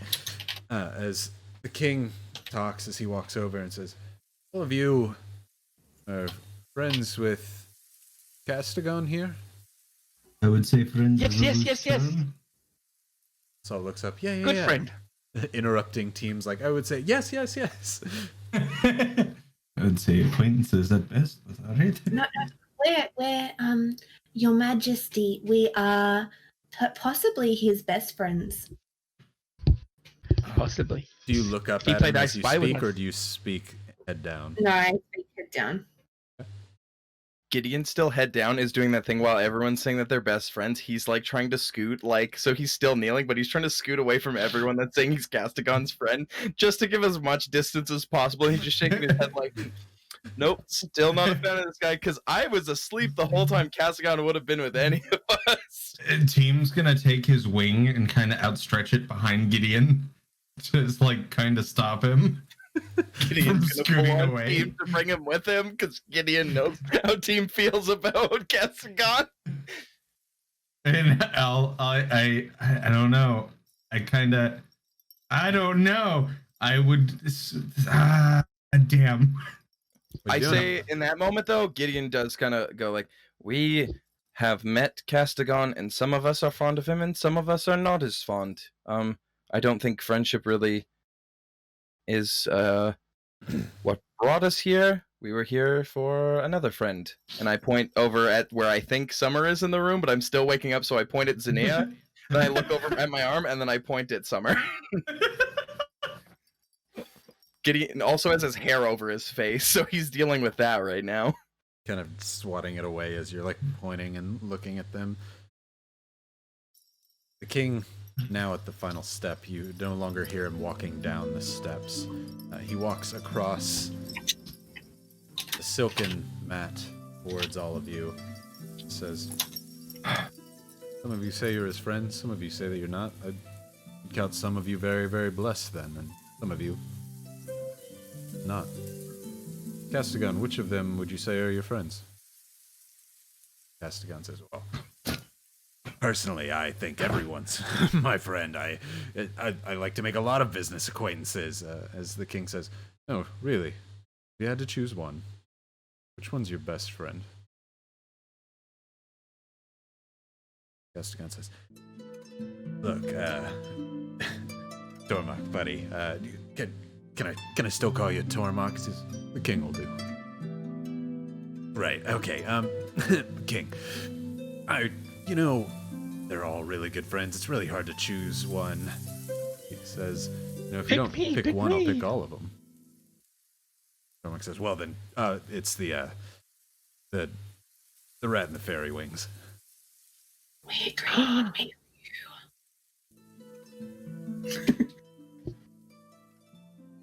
You suddenly hear Castigon stand up. Are all of you still looking down? No. Dania, are you looking up? I think she would be alarmed and worried about what best friend means. Going from, yeah, call me, or Tormach. Oh, no, call me king. Like, this is raising some red flags. So she wants to keep an eye on her friends. Sounds So good. not like up, but kind of just like, okay, what's happening? With your eyes up, able to see Zania, you see him take his scepter, kind of pull Castigon's chin up, kind of forcing him to stand up. As it goes under his chin, Castigon stands up, says, it's been a while, before suddenly this end of his scepter blinks a pink, and Castigon vanishes. Or the king says, you then, right with the wings, speak with me. Certainly, Your Majesty. Would you like me to stand? Please, all of you, come, let's talk. I look up at him and stand up. Summer stands up. Best friend. Can I like roll a quick insight, see like if what just happened was very bad, like Arcana or anything? Because that's gonna determine the next thing Gideon says, whether or not it's bad. You can roll an Arcana check. Well, that's a nat 20 plus 3, so 23. He seems to have been sent from this plane. You haven't seen the spell that he did to send him, or what style. You're not sure if it was some sort of banishment or if it was merely transportation, but he's no longer on this plane. Can I see on the king's face like anything like an insight check or something to say like, was that like did he just give Castigon the bird? Because that's what Jacob feels like he knows, but I need a little more context because Gideon wants to say something. You can totally roll an insight on it. Okay. Not a 20 this time, but my insight's still pretty good. Yeah, +7, so that's 24. Yeah, it seems like he's just. Chat. What's chat saying? Intimidation tactic. Do it. If I commit that much to the bit, no. Anyway, with a 24, everyone's like, no. Anyway, yeah. With a 24 insight, what did I see? It seems to be like what you're thinking, like middle finger, like I don't want you here, be gone. I think because Castigon just like seeing that happen, seeing him like name drop Summer, Gideon's gonna step forward and say, look, from all of their interactions, I've seen Castigon be nothing but mean to this fairy. What did you just do to my best friend? But Summer was his best friend. No, he was protecting me. No, Gideon's hands are trembling he was right my now. best friend. Summer, roll an intelligence check. That's an 8 plus 1. 9. Okay. You what? You don't even. He doesn't. You didn't even like him. He What liked he had? me. I brought him to us. I step back and grab Zinnia and just take a step Look. back from everything. Look, you all have nothing to fear here. I didn't like that man. I'd like to ask what he's done to you, if you don't mind. Let's talk. Oh. He showed Yes. us the world. Why? I speak to him in Sylvan Mhm. and say he has done terrible things to us. We will speak with you, Your Majesty. In Draconic, he speaks back to you. Says, he has me too. Let's talk. As Team's gonna walk forward. Team, what's happening? Team. Oh, okay. And she'll Team just whispers back, follow. okay. What did Gideon you guys do, somersault. Summer? Why is he now your best friend? We played I Spy for about 10 hours. I It's the mean, longest I Spy game I've ever played. that's fair. are y'all Gideon followed? starts- Yeah, Gideon. Yeah, Gideon starts casting like just a small spell, and he looks to Summer and says, "Sorry, I thought best friend meant I thought that was condemning you. So, I'm the new guy." And Gideon finishes casting Yes, friend. tongues on himself. So now I can speak any language and I can understand anything that's spoken to me. So yeah, Gideon twists his clock and like basically snaps by his ears and it illuminates, and then his eyes, mouth, and ears glow for a second, and then it goes back normally, shakes it off, and then he walks into the room. Everyone roll me a perception real quick.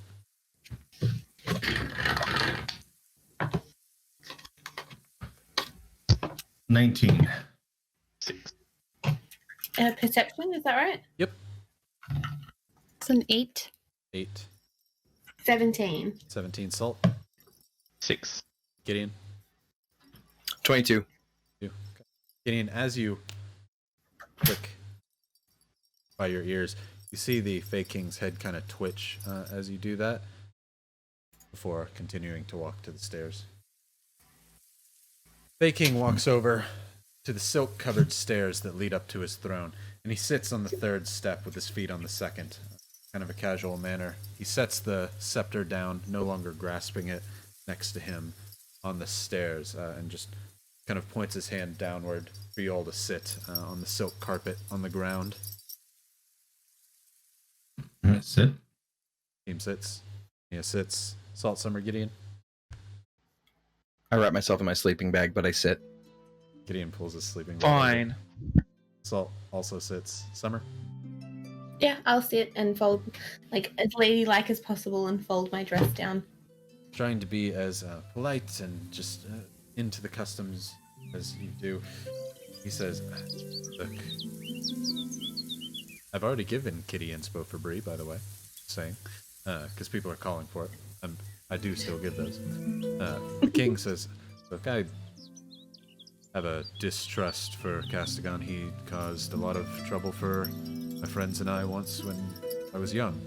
So, worry about who he calls his friends and what he might have tried to do to you. He's a bad man. Should be treated with the utmost caution. I was in a brothel for a period of time, but I don't think that Castigon had anything to do with that. I'd like to again say in Sylvan, so that no one else can understand apart from I was going to Jake say now, but I still don't. I don't know that. Yeah. In Sylvan, I say to him, please forgive the rats. They are no friends of his. They believe they are, but honestly, they trust about anyone, and the rest of us could see he was no good. I truly think Castigon has no friends on this plane or the next. He might think that he does, but those are just people he uses for his own ends, and so forgive me if I worry for you. Gideon joins in Sylvan and says, the reason I spoke up as his friend was I was trying to protect the ratling. I had assumed based on your tone that he was not a friend of yours, so I didn't want him leaving a bridge burnt, as it were. So I apologize for my perception. You sorry, I didn't mean to interrupt. I thought you were done. Oh, it's okay. You apologize. You assume correct. He is, in fact, not a friend of mine, and never would he be again. He actually cost the lives of several of my friends. So, for that, I care not for him. And I'm saying this in common, did your friends, it's going to be very odd and probably not right, did they happen to be members of the Red Wagon Inn? No, they were Fae. Okay. Inclined. To the old But they queen, were my widowed, or my late wife. Very sorry about that. Is that a problem? I'm sorry for your loss, Your Majesty. If there's anything that we can do to gain your favor, I'm sure we would love to. I might have some things in mind, but that's neither here nor there. Thank you for your condolences. She was truly a beauty untold. If I may, we're mentioning gifts, and Gideon speaks again in Sylvan. I crushed Castigon's testicles, so if that's any Team's gonna start laughing. What's happening? I mean, I feel like now that we're at this place where we can speak more casually, I know you are a king, but I feel like every king needs a break to smile. This is true. He did this. As What's you're happening? all sitting there on the steps, he looks at you kind of very serious as you say this, and all of Zania, you're kind of worried about, like, why is Team laughing? What's going on? Before you see the king with just...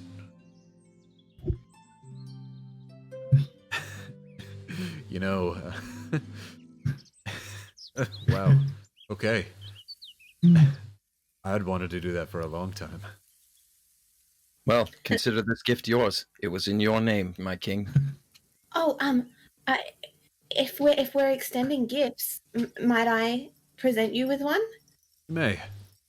I know that music is a little bit different here, but maybe I can bless you with a song from where we're from. Please, I also am where you're from. I was originally from Asteria. Oh, well then, you'll be happy to know that there are no rivers in this song. Although it is beautiful, that music. And I reach in, take my hat off and reach in and get out my lute and start to kind of strum and sing. If I was a sorcerer, but then again, no. Or part of a circus in a traveling show. I know it's not much, but it's the best I can do. My gift is my song, and this one's for you. Elton John for the win. In Also, spell. has more tone than Brie, so it sounded better.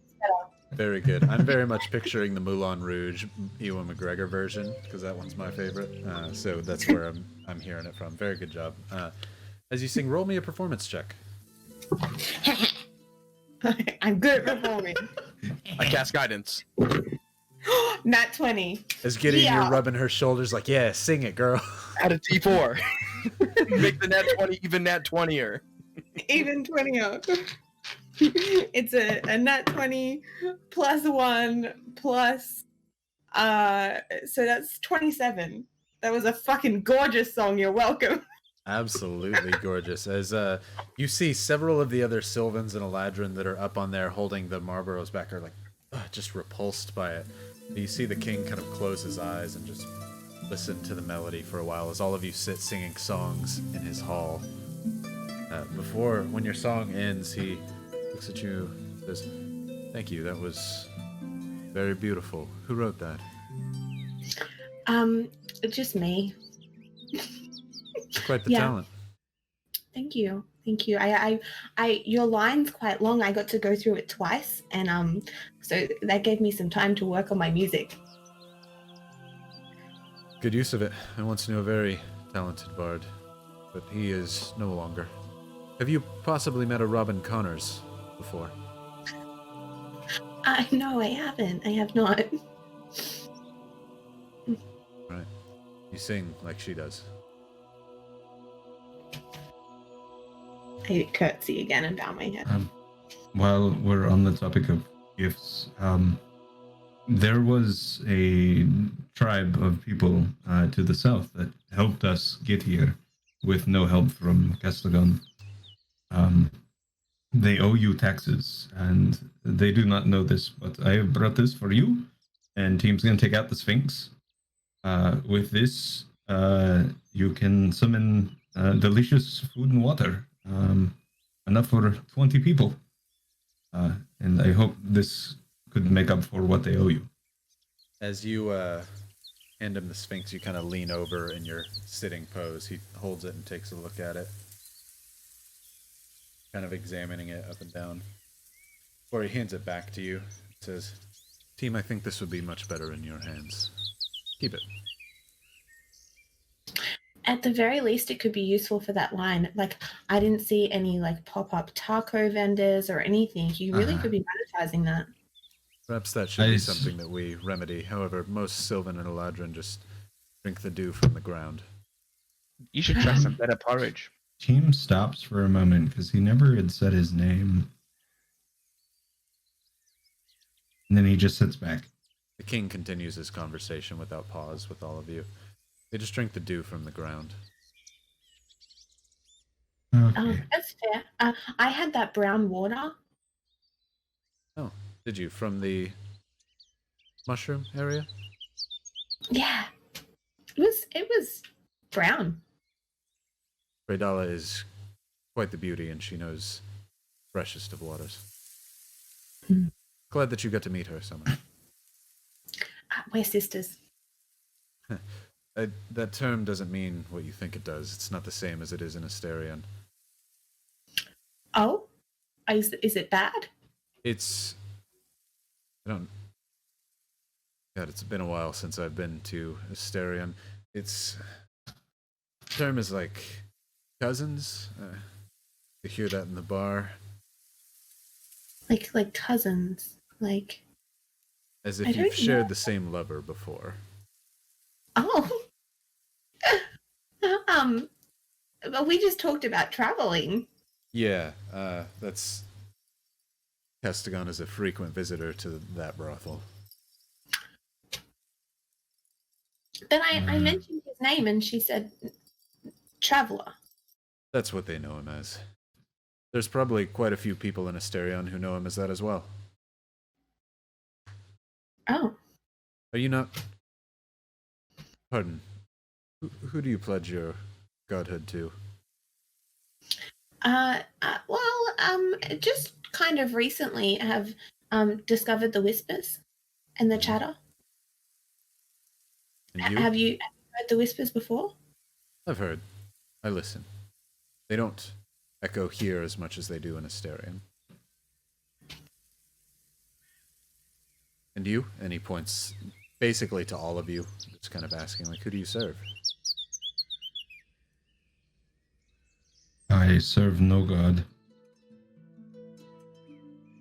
You? Assault. Whispers. You? Vania. The clouds. Clouds. Cumulonimbus for short. I met him. You have. Temperamental fella, yes. Loud. Yeah, a little bit. Really? What can you tell me? Oh, I don't want to take up your time. No, we should talk, but who do you serve? Human. Gideon. I look to the time scar. And Gideon's gonna speak in deep speech. How do you know our names? Back, very much Gideon begins to speak like Gandalf does, speaking the black speech of Mordor in the halls of Elrond. How do you know our name? But again, it's ununderstandable to all of you. But he stands up, as it requires a deep guttural version to be able to speak this, so Gideon, you stand up to speak to him. He returns, speaks to you back in deep speech and says, "I know everything that goes on in the Fae Wild." Fuck. Fascinating. And Gideon sits back down. But, look, you're the first visitors from Asterion that I don't have dominion over in a long time. I say we should celebrate, perhaps eat. It's been a long time since I've feasted on anything but dew and vines. Care to join me for dinner? Shall we? And Team holds up the Sphinx. That sounds really lovely, Your Majesty. What should we call you? Just King? King works. Tormach is fine as well. I allow friends to call me Tormach. How? Well, thank you. But how do you know all of these gods? Have you spoken with the god of chatter and whispers? Have you seen their faces? I've spoken to many. I keep my eye on Asterion as I still have friends there that I care dearly for.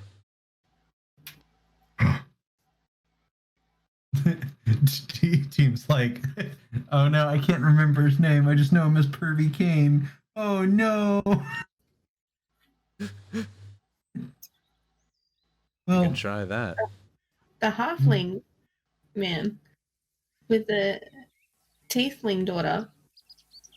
But Tormach, as you're like, oh, we can call you Tormach, as you're like, how do you know all that? He goes, I keep my eye on Asterion. I keep my eye on as many things as I can. Keep them safe and to keep my people here safe. It's my duty. Would we have ever heard that name before? Is that yeah. All of you can roll a religion check on that. Or a history, whichever's higher.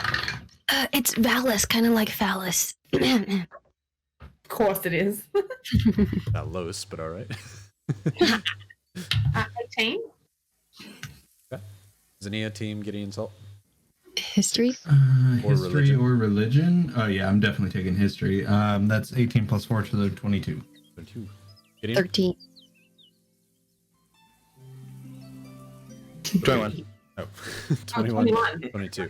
I would just do 3, but yeah, no 21. You have not heard the name Tormach before. You're not sure what's going on with that at all. But Gideon says, or not Gideon, sorry. Tormach says, look, join me for dinner. We'll discuss there. But Salt, why don't you join me first? I thoughts that we should discuss. I think I should come. You can. Okay. Or he stands up and holds his hand out towards both of you.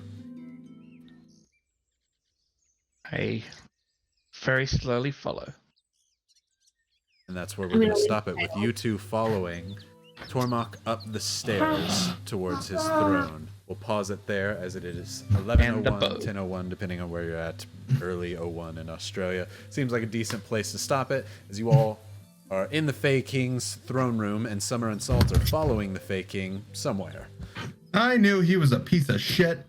Wait, hold on. He's not. Here's a POS. Castigon. My Oh, I was like, why do you guys... No, not the fake king. Okay, I was like, why do you all distrust everything? We just saw the faking dragging a body out. No, he terrifies the hell out of me. Don't get me that's wrong. true. But Castigon, I knew was a shitty person. I think these are Hashtag Castigon Bestagon in chat. For Amen. those who love Castigon. Castigon, Castigon. Are we gonna have like a god war on our hands that literally divides the party? Bring her a No, play, I'm bring her siding the with fist, Castigon. bring I'm the- siding with... That'd be Yeah. amazing. Right. Oh, no. Well, we're Okay. past time, so let's make sure we do that giveaway. If you haven't entered yet, do ! Lud. Be Yeah. following so Go you ahead can and get a enter. full body commission of Safi Chan's Thanks, awesome Whitney. drawings, just like these over here. And so that way you can be a part of the universe. Make sure to enter for that custom full body commission. Custom. Because Drew can't type right. I'm seeing so many people type into chat that they're shipping Castigon and Tormok together. Mhm. I'm just going to see the full body commission just be the two of them holding hands. I just feel it.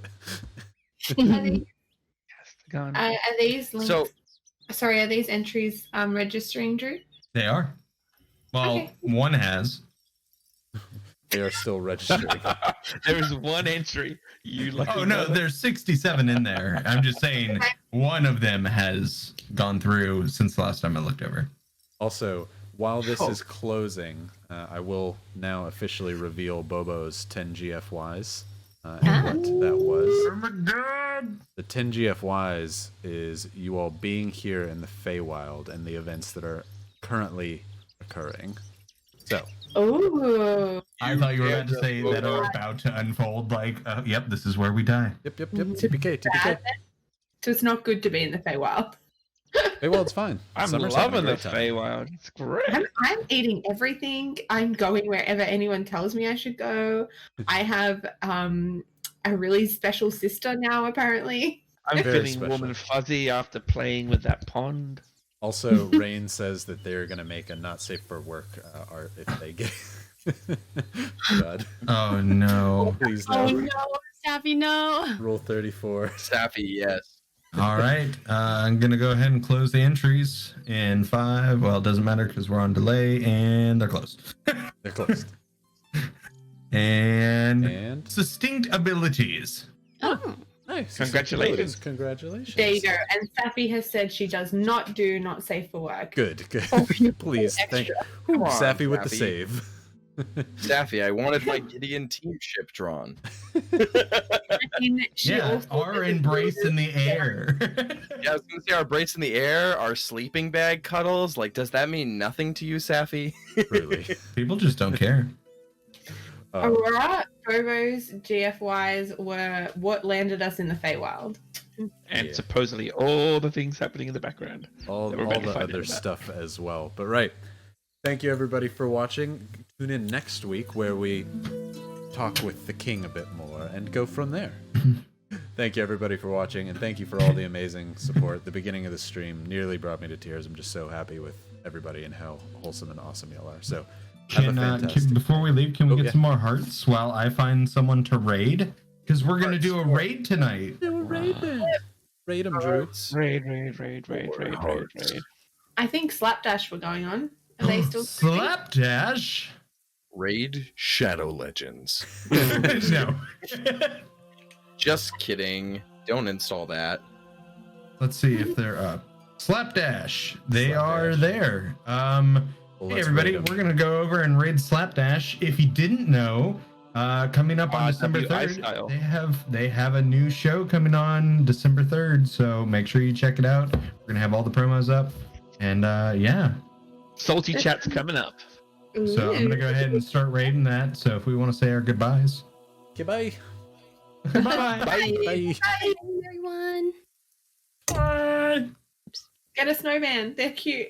They are amazing. They're available right now.